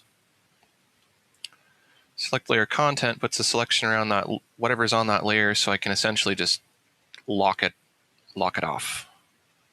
That doesn't make any sense. I can stencil it off. And then I won't be able to paint outside of that shape. So I'm trying not to vary my color too much from whatever I already put down, just enough to like put a little smush of texture on there. Smush. A little dab of texture. And I want the paint to break a little bit so that I can get some of those different shapes and forms. I can curve. Let me back up, do some undos here. And let's even zoom in. Why not? Doesn't hurt to zoom in so you can see exactly what I'm doing. You know, you can do stuff like that. Since this dab is able to be rotated, then I can kind of pull stuff down like that too if I want to.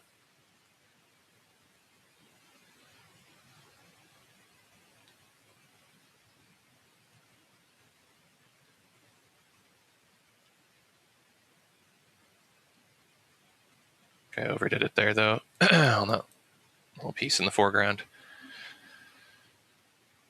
All right, and then it wouldn't hurt to also put in some of that shadow color.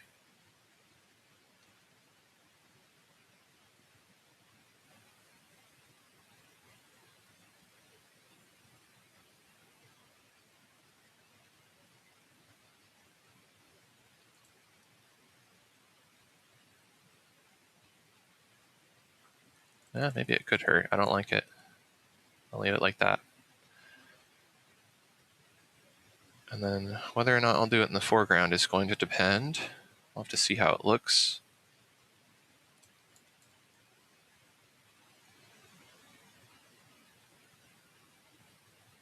I think that's too much of a shift.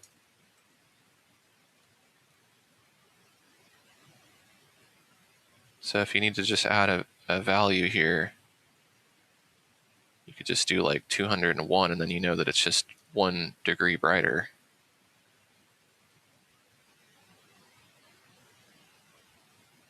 I think I do like that.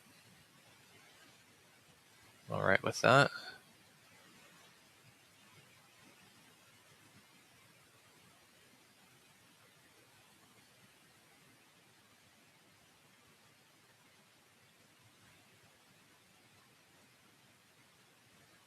Do that again on the next plane.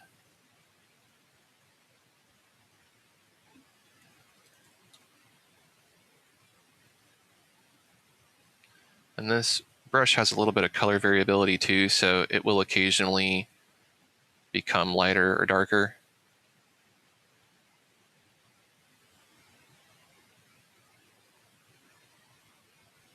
Move into the next plane.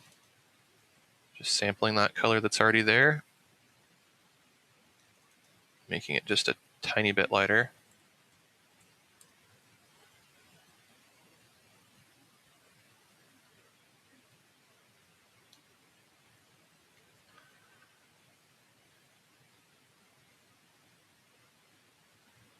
Spartan's here. Good to see you, HK Spartan.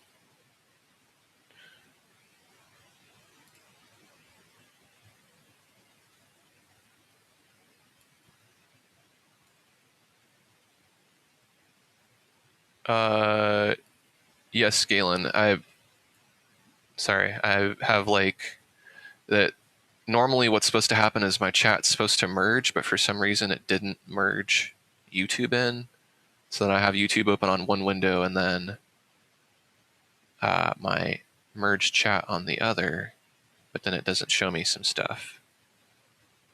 So I didn't see that, but I think what I'll do here is I'm going to close that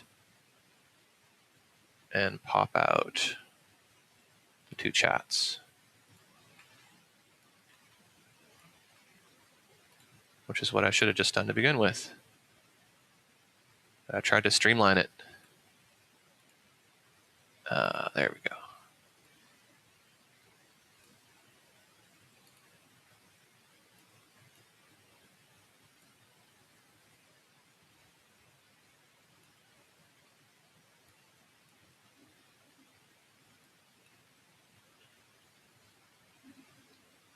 So let's see. Did I do anything on that plane yet? Yes. Okay, so rinse and repeat.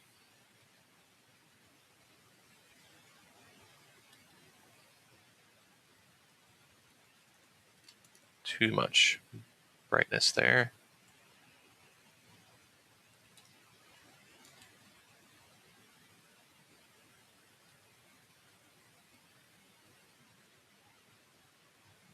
I want that edge to be nice and sharp right there.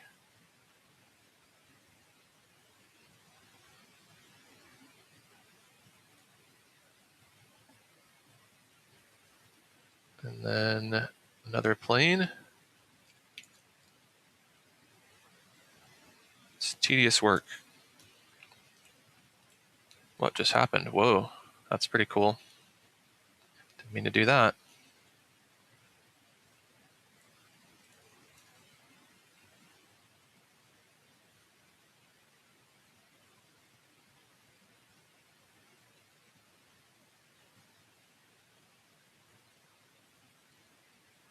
And you can even put in some of those colors. That feels like it should be a bit darker.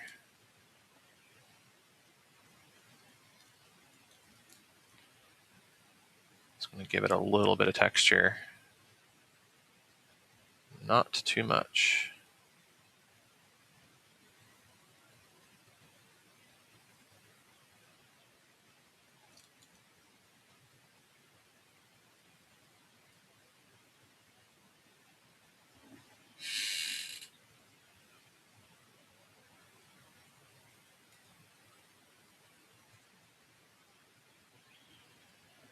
There we go.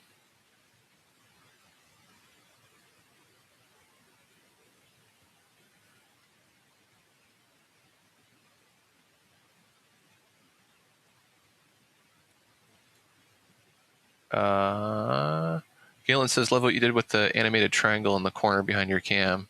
Yeah, I'm still trying to figure out what to do with that. I had a gray triangle, now I have a color triangle. I was experimenting with it, and that's about as far as I got. And I was like, I'll leave it, but it's maybe still a work in progress. But thank you. I don't know. Yours is cool. It's like I'm like, okay, got something there. Now I'm making it move. Now maybe I'll add multiple layers. I'm building up to it.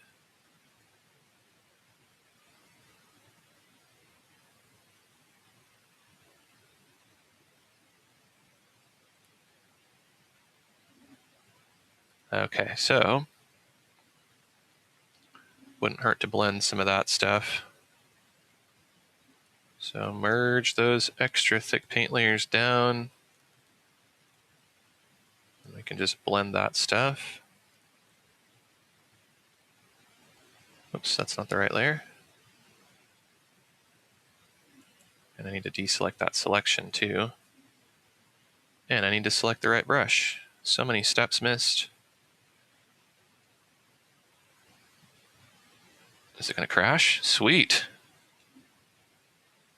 Does that crash like every time I've live streamed? I think it's crashing because I'm live streaming. Doesn't usually do that otherwise.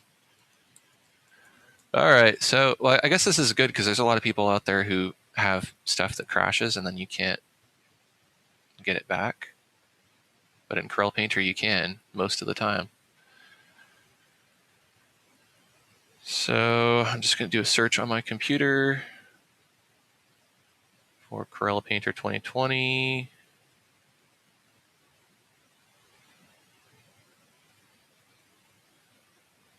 Let's see, where is it? There we go. Oh, it's Painter 2020 recovered file. So you get this folder here, and if you're lucky, most of the time, if you open that artwork, which I think is this one,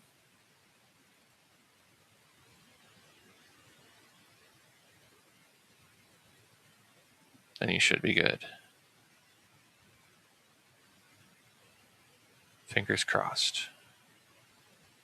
There's only been, I think, one time when I've ever had a file that corrupted while saving that was unrecoverable. It's been a couple of times where there's been nothing in the folder, but like out of all the times that I've had it crash, I've been lucky. So reset my workspace there.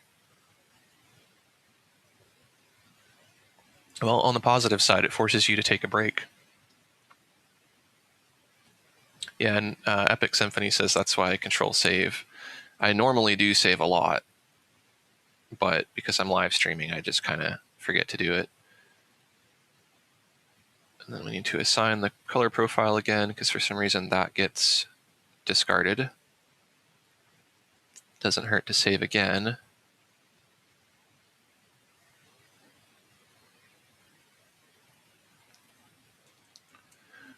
Guess this is my first live stream of 2020, because when I'm sorting my stuff, I had to make a new folder for 2020. So it's good to just go ahead and just save a copy. That way you don't save over your original. If you had some sort of like something auto-save or something crashed, sometimes you can end up messing up that original, and it's always good to make a copy of it.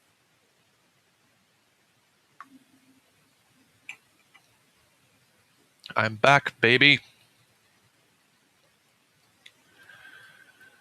Okay, so let's see if I can blend. Can I blend? Yes, I can blend.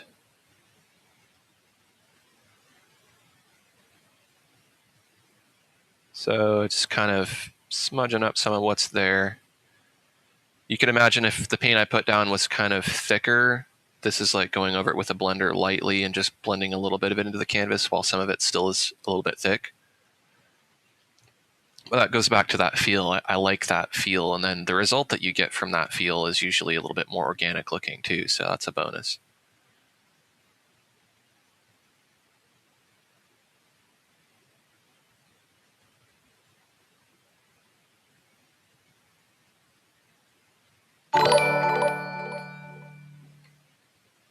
Let's see what's going on here. Thank you for the follow, Create Mode.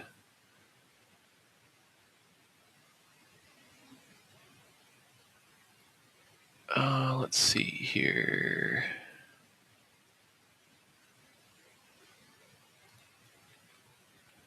Trying to find something real quick. There we go. Got so many windows going on here. It's pretty crazy.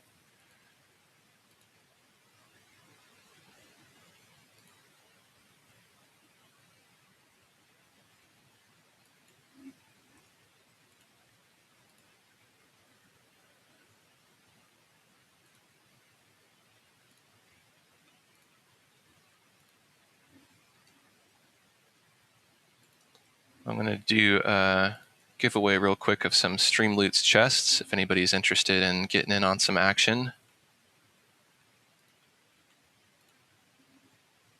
I don't think I've done any challenges yet today. And I've got my fancy lights too, so you might get a card that lets you change the light color.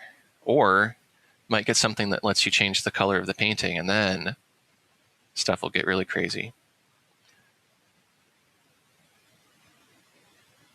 So I'm going to go forward, blend into the foreground. And it's kind of like when I was blending the sky or the clouds earlier. I don't want to blend out everything. I just want to kind of touch it here and there a couple places to pull out some of the detail and smudge it in.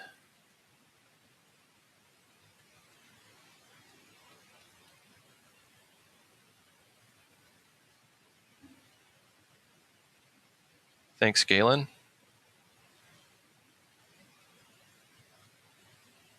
If you're still going when I'm not going, I'll pop in and say hi.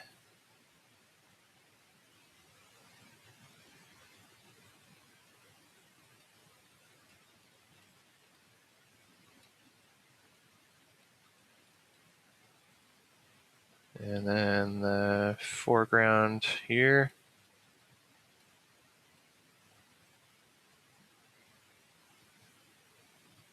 Oops, I forgot that hill because it feels like it's kind of part of a different plane.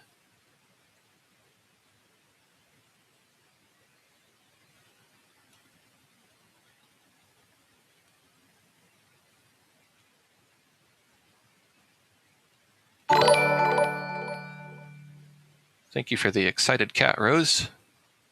Baby Yoda next week. That Baby Yoda is quite popular. I haven't watched the show, so I don't really know exactly what it is. I've just kind of heard about it on the street, if you know what I mean.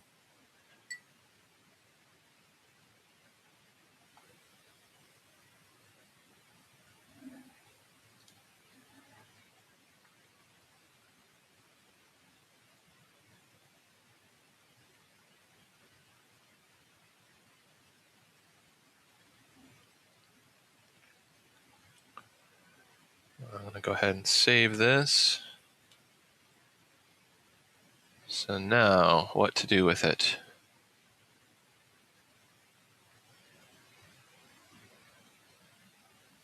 Flip it again. That's the thing about flipping stuff. You can only flip it so many times.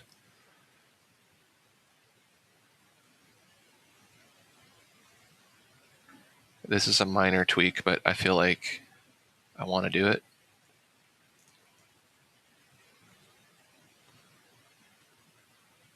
I don't want that to be that pink, though. Uh-oh. What's that, Rose Emeralds? You want to hear a story?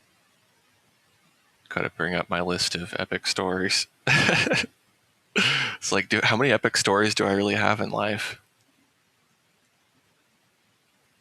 Oh, man.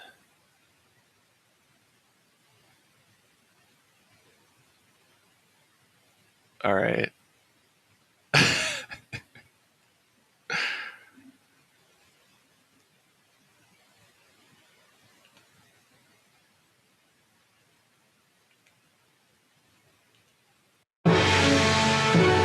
Once upon a time, I went to a thrift store, and it was a big thrift store. Not a small thrift store, but a big one. And I went in the art aisle, and there was a steel wall with stuff on it, and there was stuff piled up everywhere. And I waded through all the stuff, and I saw 3 mighty chests, and they were full of Prismacolor pencils, and they were like $3 each. And I was like, what? I gotta buy that. That's like more pencils than I've ever seen in my life. So I bought them, and they've been sitting in my garage for like the last 3 years. All right, there's your epic story.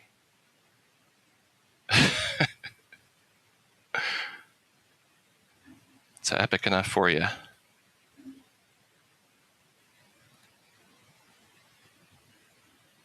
I have a video about that too. I'll use those colored pencils someday. Like, I imagine maybe I'll make the world's biggest colored pencil drawing. Or, if I wanted to like donate them or something to like a school or something, I could do that too. Or I could just be completely selfish and just make them into like a sculpture. So many possibilities. But being as when I was a teenager, that was one of the things that I drew with the most was Prismacolor colored pencils, and they were relatively expensive. So to be able to find that many for like the cost of not even a pack of basic ones it's insane. To be fair, I think one of the bins is like a bunch of whites, blacks, and then gold or something. Like there's a bunch of gold, but there's a couple of bins that are like just a variety of all the different colors. It's pretty cool.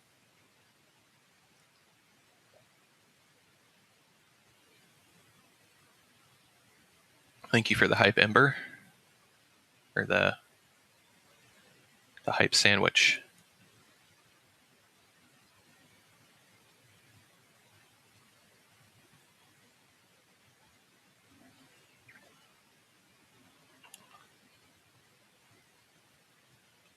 Okay, I gotta pull up the right chats too here. Oh, it is open. Okay.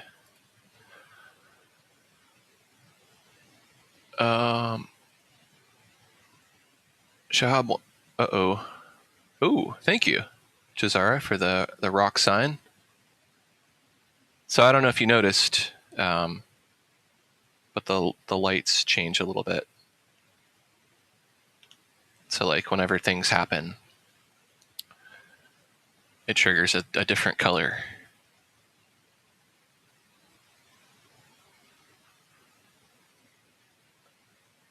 I appreciate the 500 embers, Rose. Very cool. Thank you, Galen, for the help as well. Still trying to figure out this whole mixer thing. Oh yeah, the rock.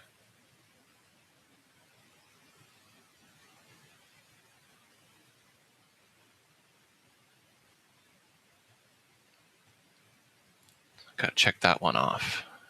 Check that epic story off the list.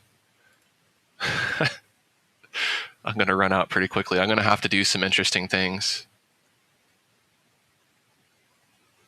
Oh yeah, thank you, Galen. Thank you, Create Mode, much appreciated. Thank you for joining. That's cool. Got the fairy thing.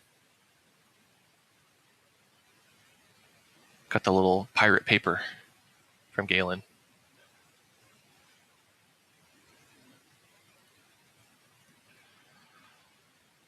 So, what to do to this piece?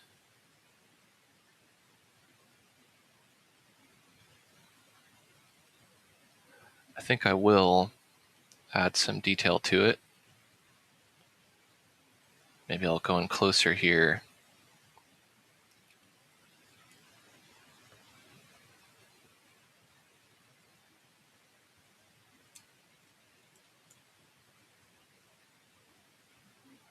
Gonna make that a bit lighter.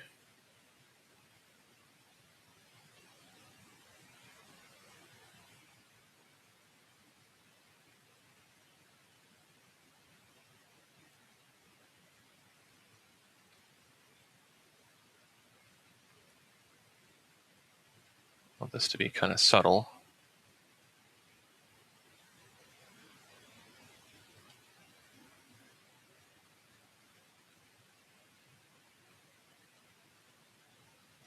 Now I'm seeing something in my mind here that maybe I want to tweak.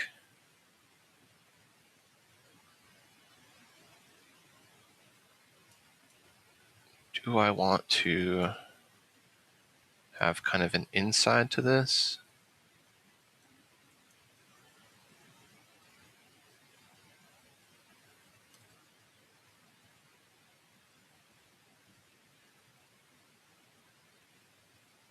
I'm going to try it and see if I like it, and if I don't like it, then I'll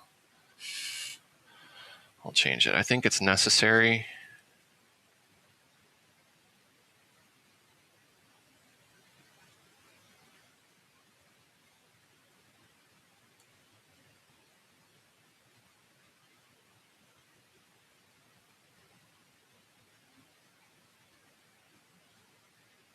Epic wants to know, has anyone ever tried stippling digitally? Yes.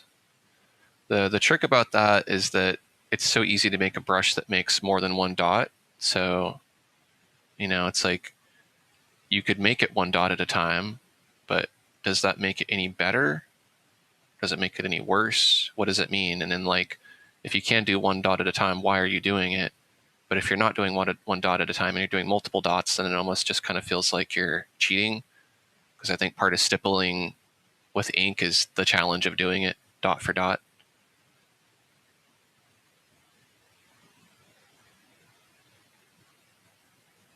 See you later, Galen.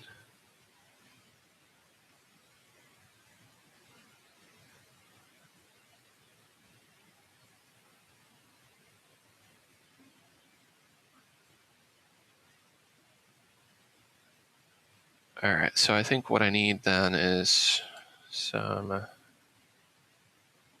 more detail here. Oops. That would be on this edge like that.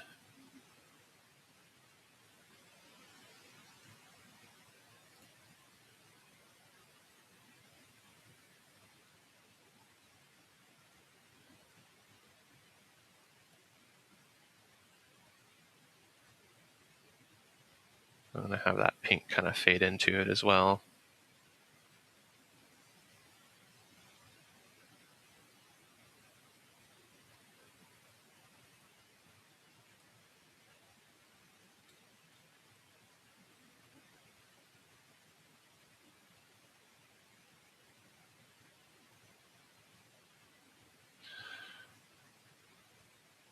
Now I'm wondering if I use an almost white, how that'll look on the lightning bolt.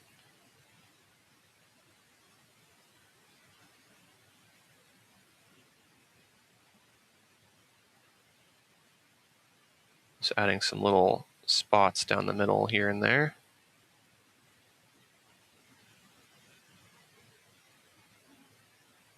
Oh, thank you, Misfit Toys. The cat, Mochi cat.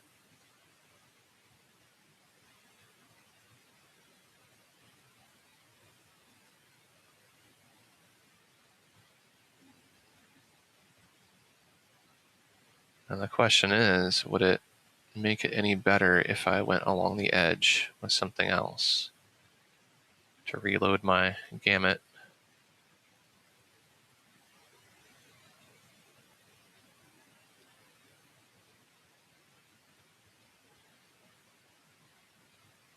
So I have this I could use, but it's not very saturated.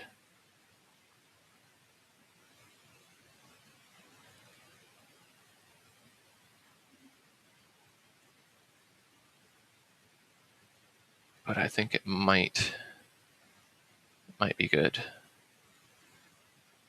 We'll try it and we'll see. So I wanted to have that kind of illusion of glowing, and I don't really want to use an airbrush, although I could.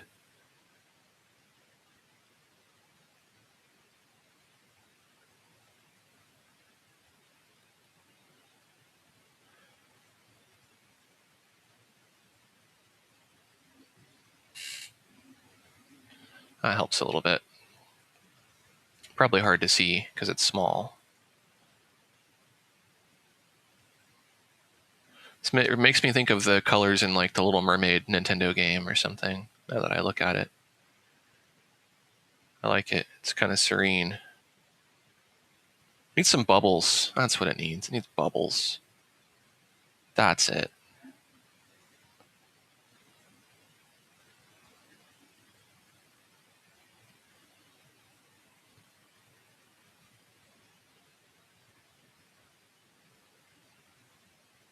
Misfit Toys says so many buttons on Mixer. I know. I don't know what a lot of them do. I'm figuring it out. You have to go to college to learn how to live stream now.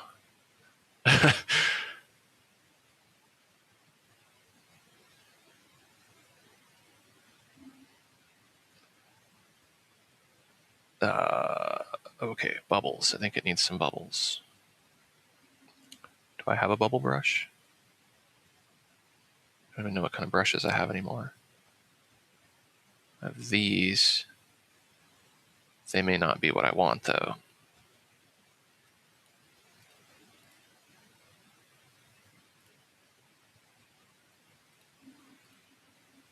Yeah, they have a drop shadow on them. That's not going to work.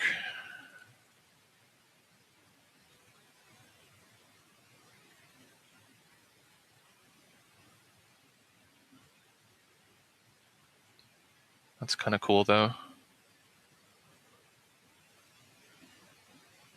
So, unintended, but I like it.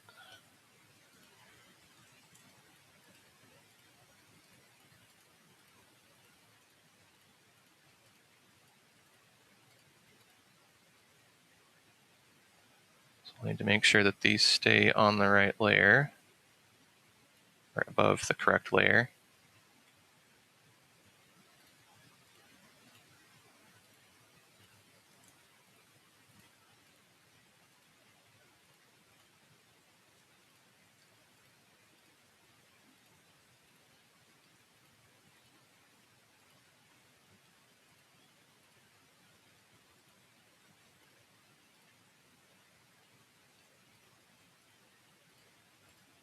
Just using my mouse to put these in because it does a better job of placing them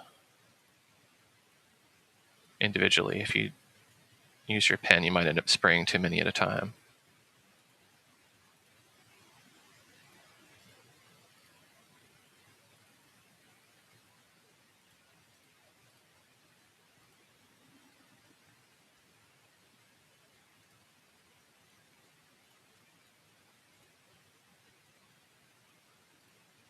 Now, I may do this and decide I don't even like it.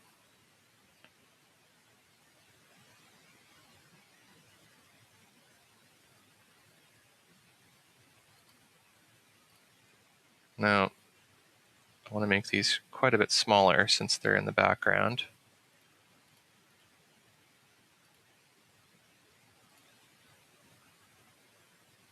Epic says happy little accidents. A happy little condensation on the ground here.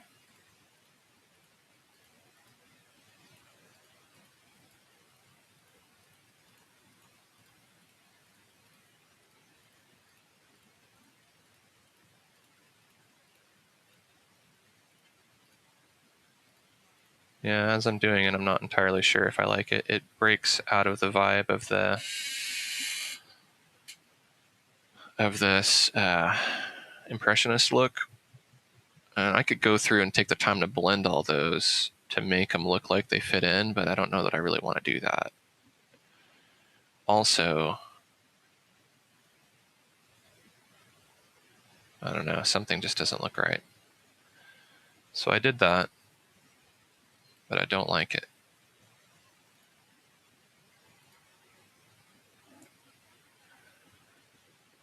So I'm going to delete that. We're going to pretend that never happened. So I think that shows me that I probably don't want to try to use an image hose brush at all, even if I did have a bubble brush. So I'm back off of that. Let's explore. And I'm going to experiment here. I've not done a bubble this way, but it might work.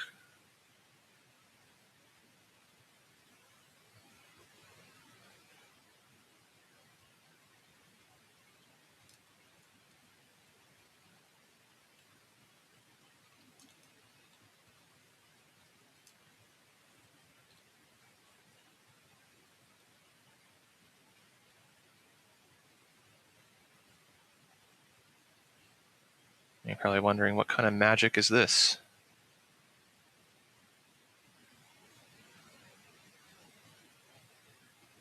Trying to get a pretty spherical thing going on here.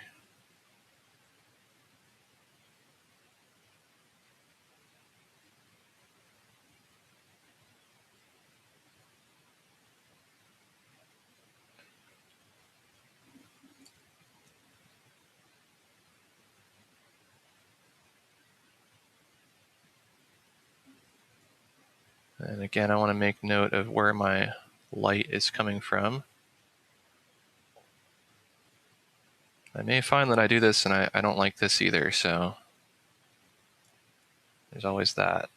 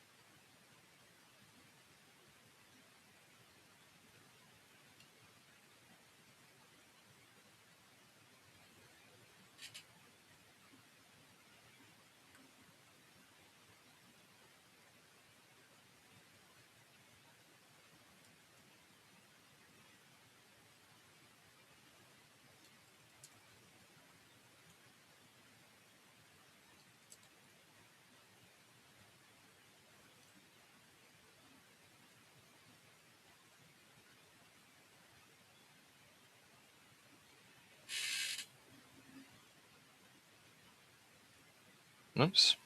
Deselect that. Just doing the look of a bubble to see if I like the way it looks.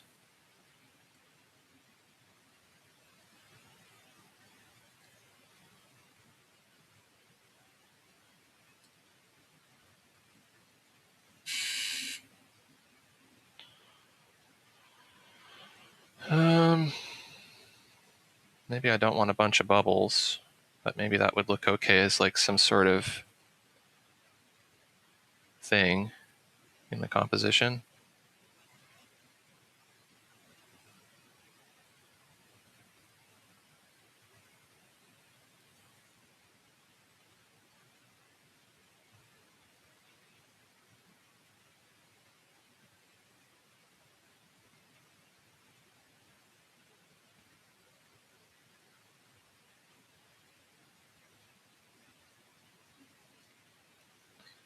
This is how it's done.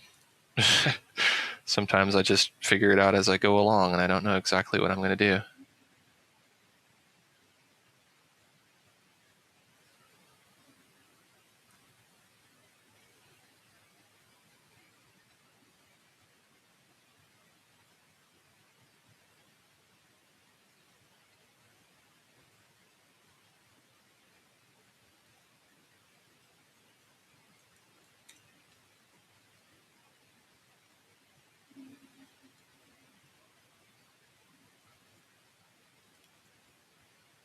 So some of that tree can be kind of wrapped around like that.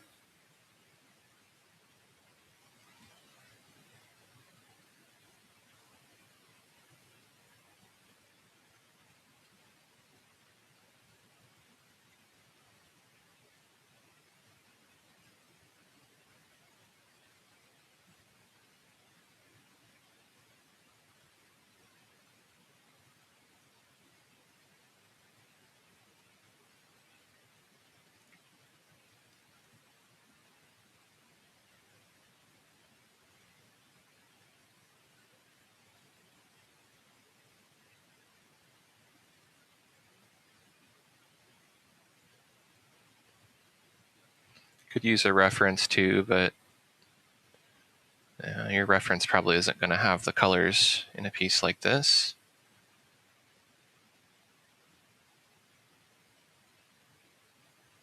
Now, one potential downside to doing the bubble that way is I included a bunch of colors that are not in the gamut. So there's bright greens in there and there's stuff that should not be there. So I can't keep it that way. I mean, I could, but I'm not going to because it feels out of place.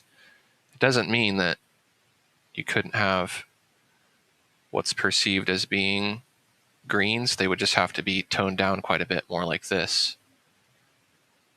So let's use that as an excuse to put some of those in. And now we can have all those other colors.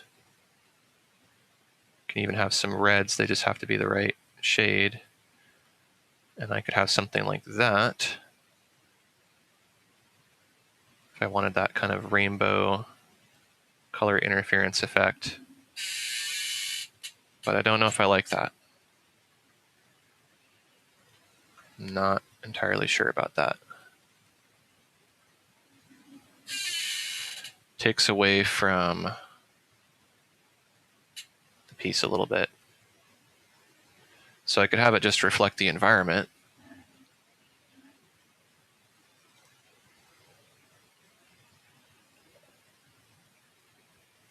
Rose says she went to look for her Yoda and the droplets are gone.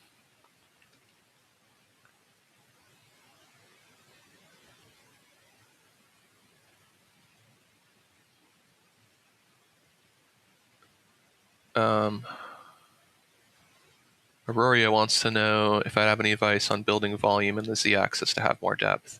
I have a video that you can check out. I would just search for distance, I think.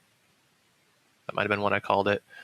And in that video, I have some different tricks you can use. One of the things I did here is I changed the color throughout the planes, so the background color is more saturated and lighter and takes on more of the sky color, and then as you move into the foreground, it gets darker and more contrasty and changes a little bit. If it was a character, you wouldn't have such drastic shifts in planes because the character's probably mostly on the same plane. But if you're trying to get that like super out of focus edges effect, then blurring the edges or even going into Photoshop and using something like the tilt blur or the iris blur so you get a gradient blur that kind of fades out. That can really help. You can use lighting too a lot.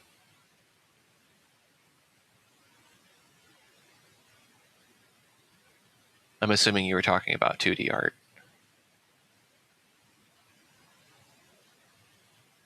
If I've ever seen snow rollers, they might be cool on the surface.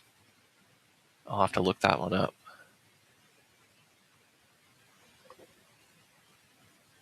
Let's look up snow rollers.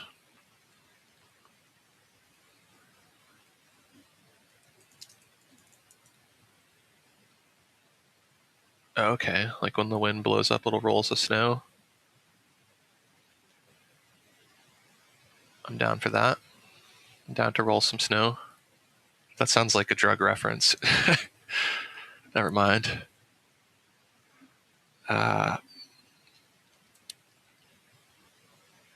Someone will make a doctored video.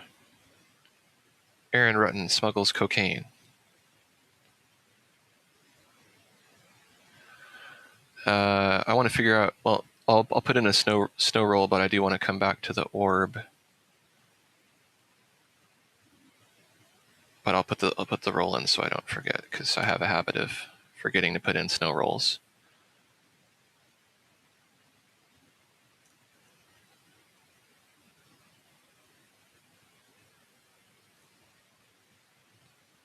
Make that brighter.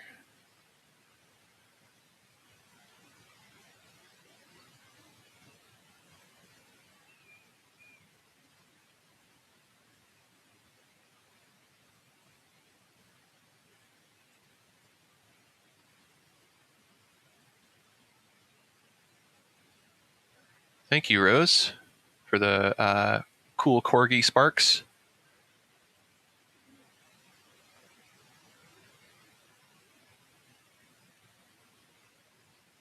I might go even brighter with that. If I'm going to roll snow, I'm going to go bright. Damn it.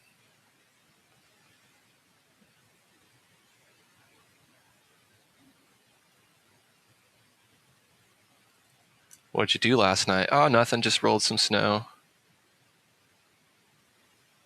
Just chill, buddy. I'm just rolling some snow. I'm going to go lighter with that inner part.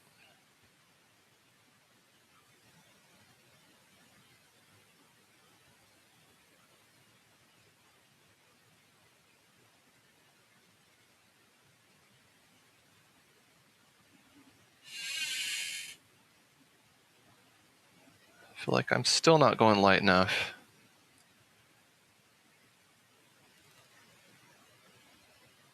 There we go. Now we're rolling snow.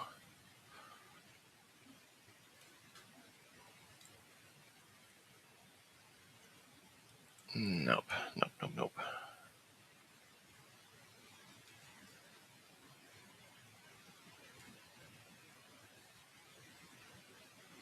I think it needs a little bit of environment color, but not too much.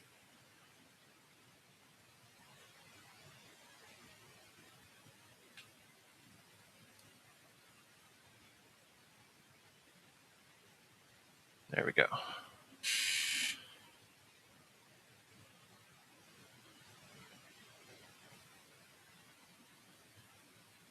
Go brighter, go snow.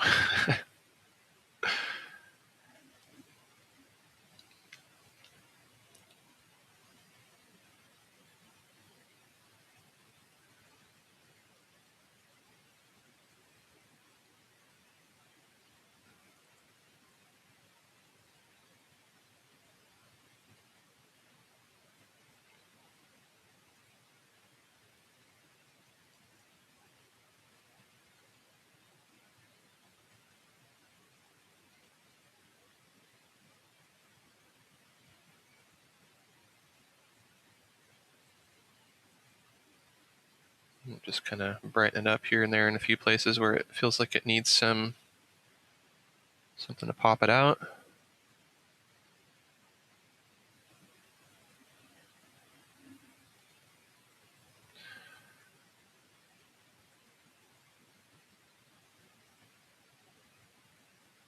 Okay, so what to do about that orb?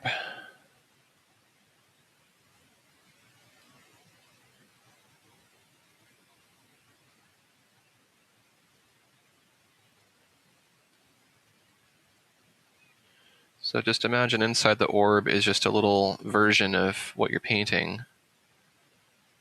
I mean, it's going to depend on the optics of the glass and whatnot, and what kind of surface you have and whatnot, but it's kind of an easy way to go about doing it.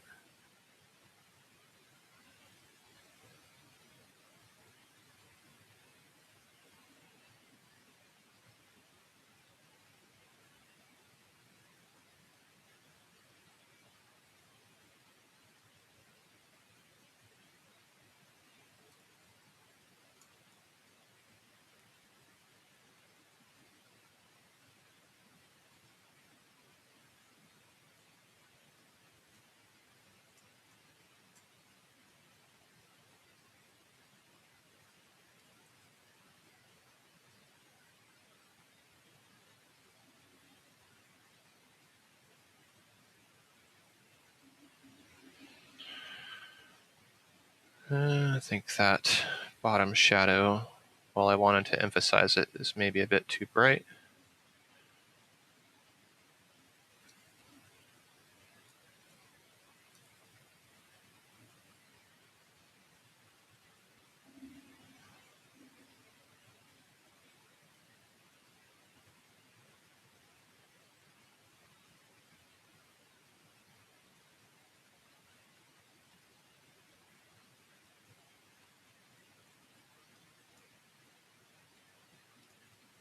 Give it kind of a bit of a shadow thing going on here too as well.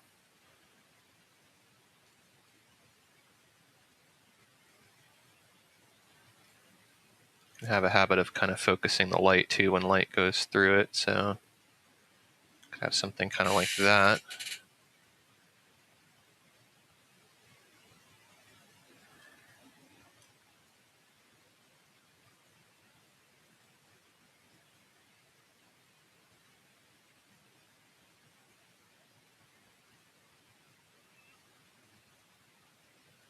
I'm just kind of blending it a bit with some white,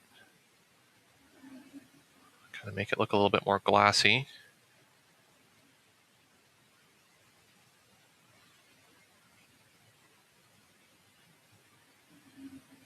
Spending a lot of time on this orb.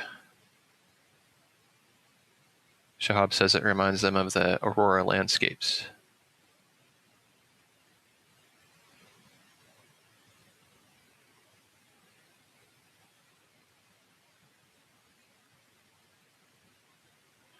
So I feel like the snow rolls and the orb are too evenly distributed from the center of the tree. So what to do about that? Do I move the orb or do I move the rolls?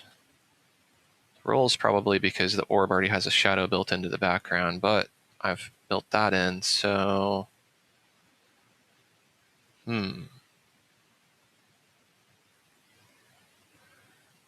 I'll move the orb then. I'll just fix that shadow.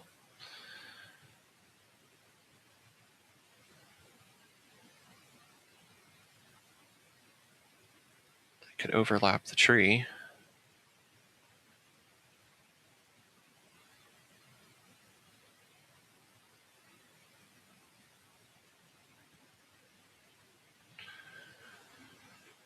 That's the tricky thing about composition.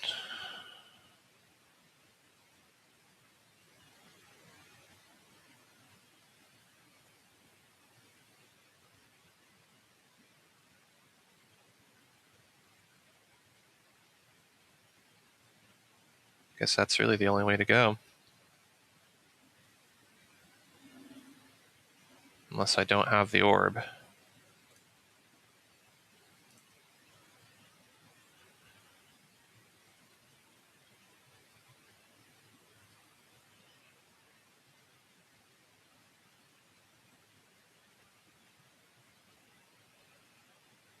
So I'm trying to think about how that would bend the light. But we want the branch that's going through it to be bent. But you want it to look like there's an obvious shift down.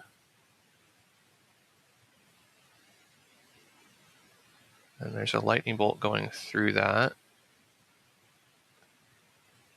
And then above that is the grass. I'm talking to myself to help myself plan this out here. And there's some planes above that. I can start getting more compressed because it's like a little miniature universe in here.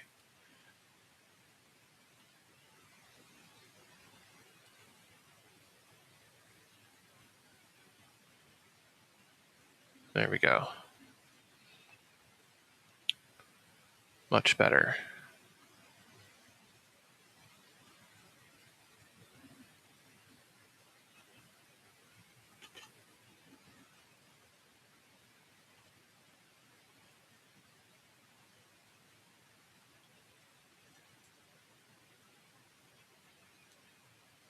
And then I want to clean up that edge a little bit so it's not so sharp.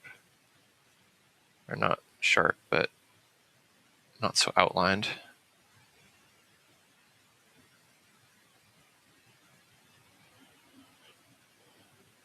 Yeah, that's cool. It interrupts that root on the bottom.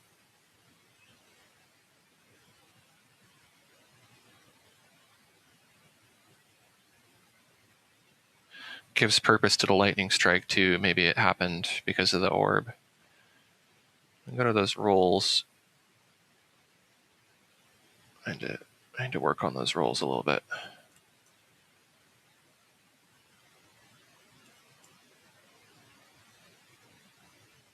I need some more contrast there.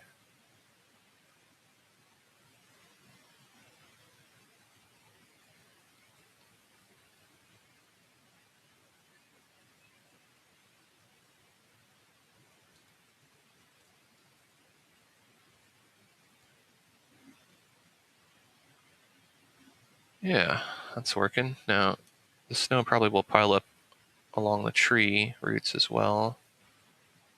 So I want to make sure to emphasize that.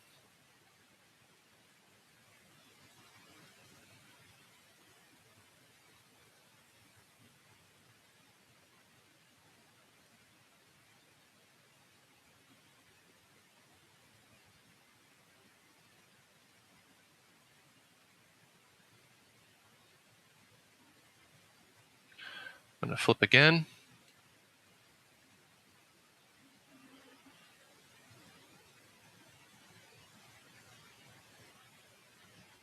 I think there's some blending I want to do on the clouds.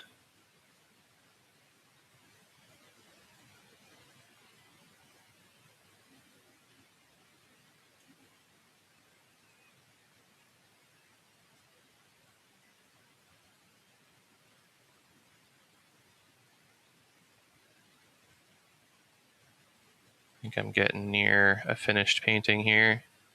And I could keep going on this, but I'm pushing 3 hours here.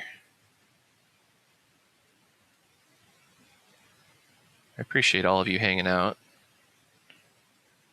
for a while. But hopefully you're learning something and having a good time.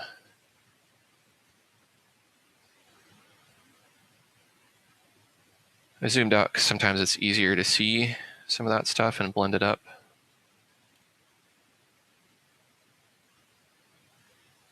Misfit Toys had to turn up the heat. It's giving him the chills. Here, I'll turn up the heat, make the background red.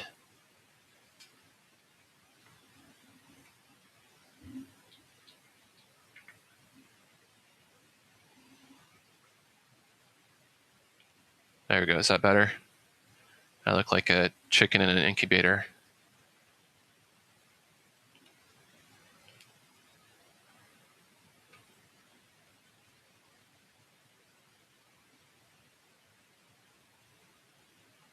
So that's kind of what I thought would be fun about this lighting is, although it's fun for live streams and videos, I can also match it to like the colors of whatever I'm working on.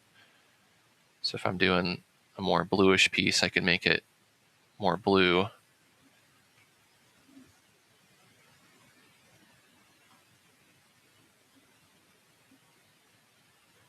Let's do kind of an aqua. We'll do a warm blue.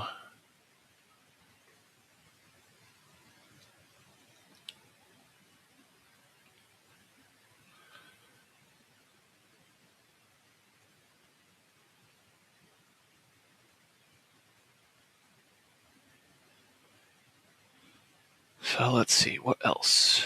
What else might I do to this?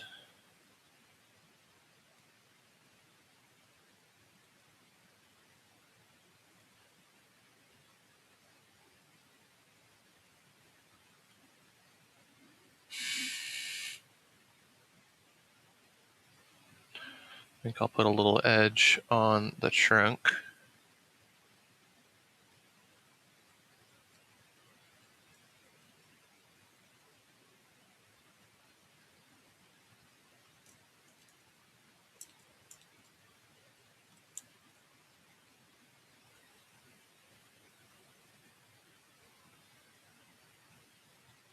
This will be subtle, but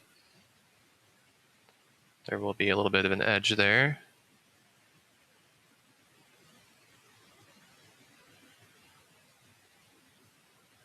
So now let's check all the value in the piece.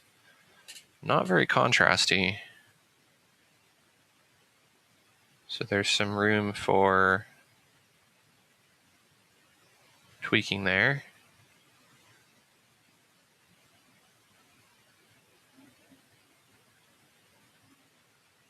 I want to have some of that contrast in the trunk.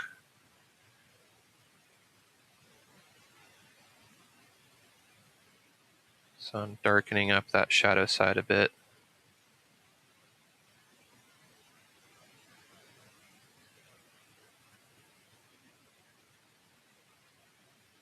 Underneath the branch as well.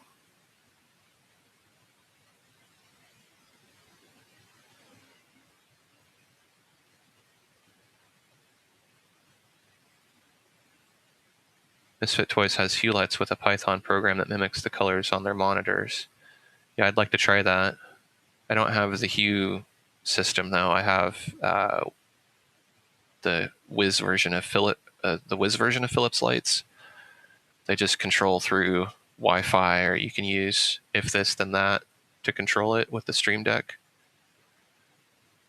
But it would be cool. I'll have to check that out. Maybe it'll work for what I'm doing with artwork too. Maybe there's a way to do it.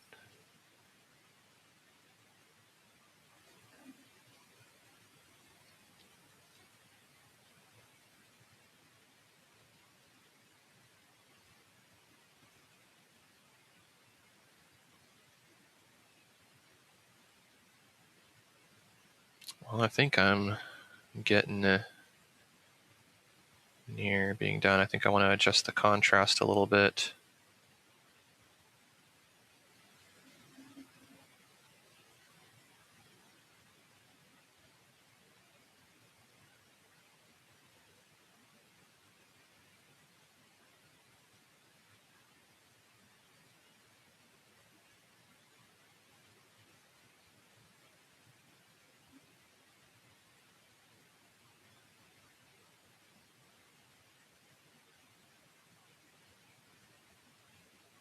A little more contrast to the foreground there.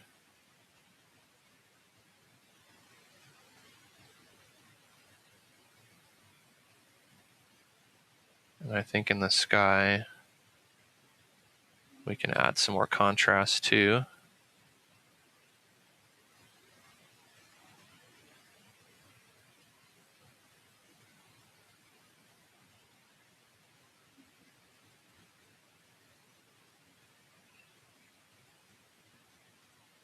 Oops, well, that's going to be tricky because I put in the clouds.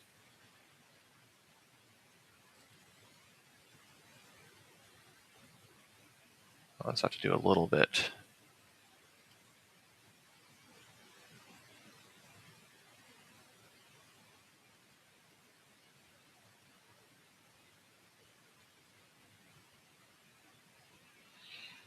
In the horizon, let's see if we can't get in another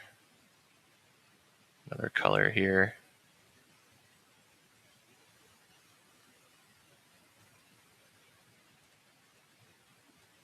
Just squeeze in a little bit of that orange down near the horizon.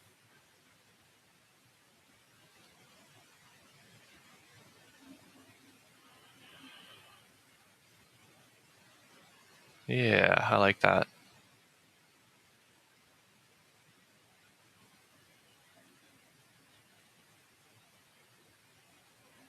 I'm going to tweak the rolls a little bit.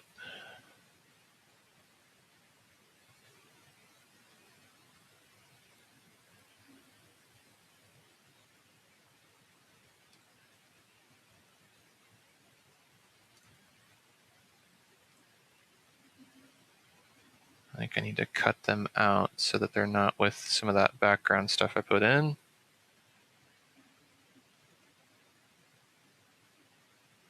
Take down the strength too, so I'm just pushing this a little bit.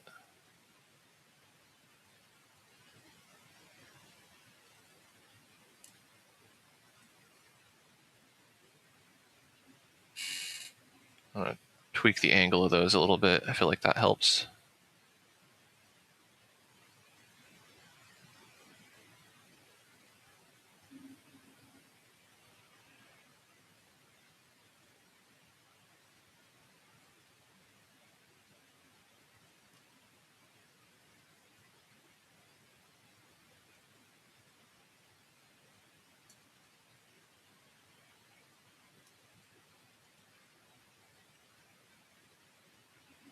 There we go.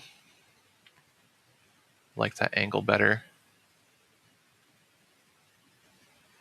Yeah, please do send me a link, Misfit Toys.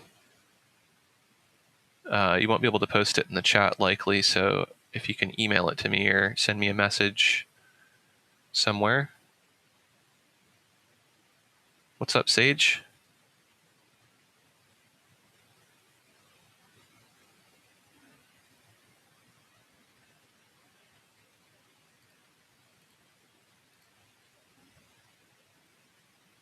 All right, I'm going to save this.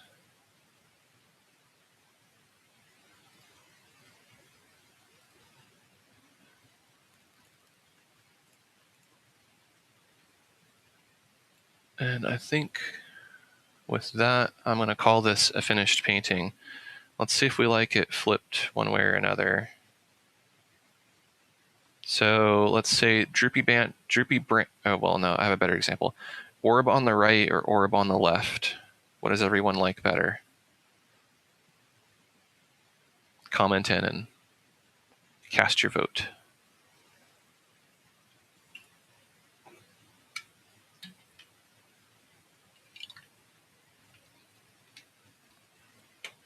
Thanks for watching, Dakota.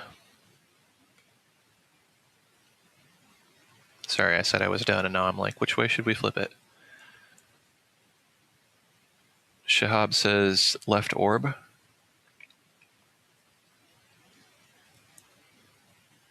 Rose likes the left too.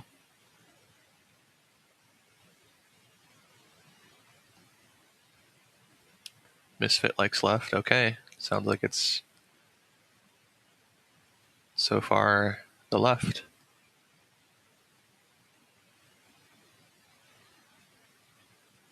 Where's all those rights at?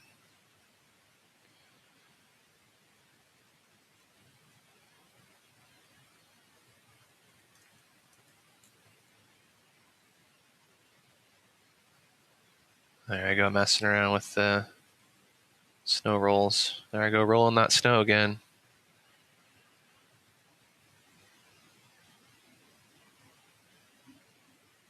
Okay, we're keeping it on the left. I'm saving it. Let's do a nice 100% full screen kind of thing.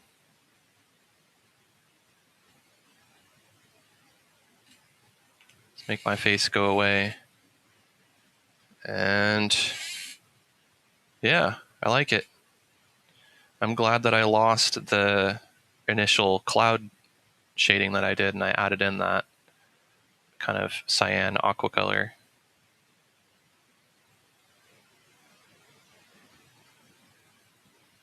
Dakota says looks like Namek. I'll have to look that up.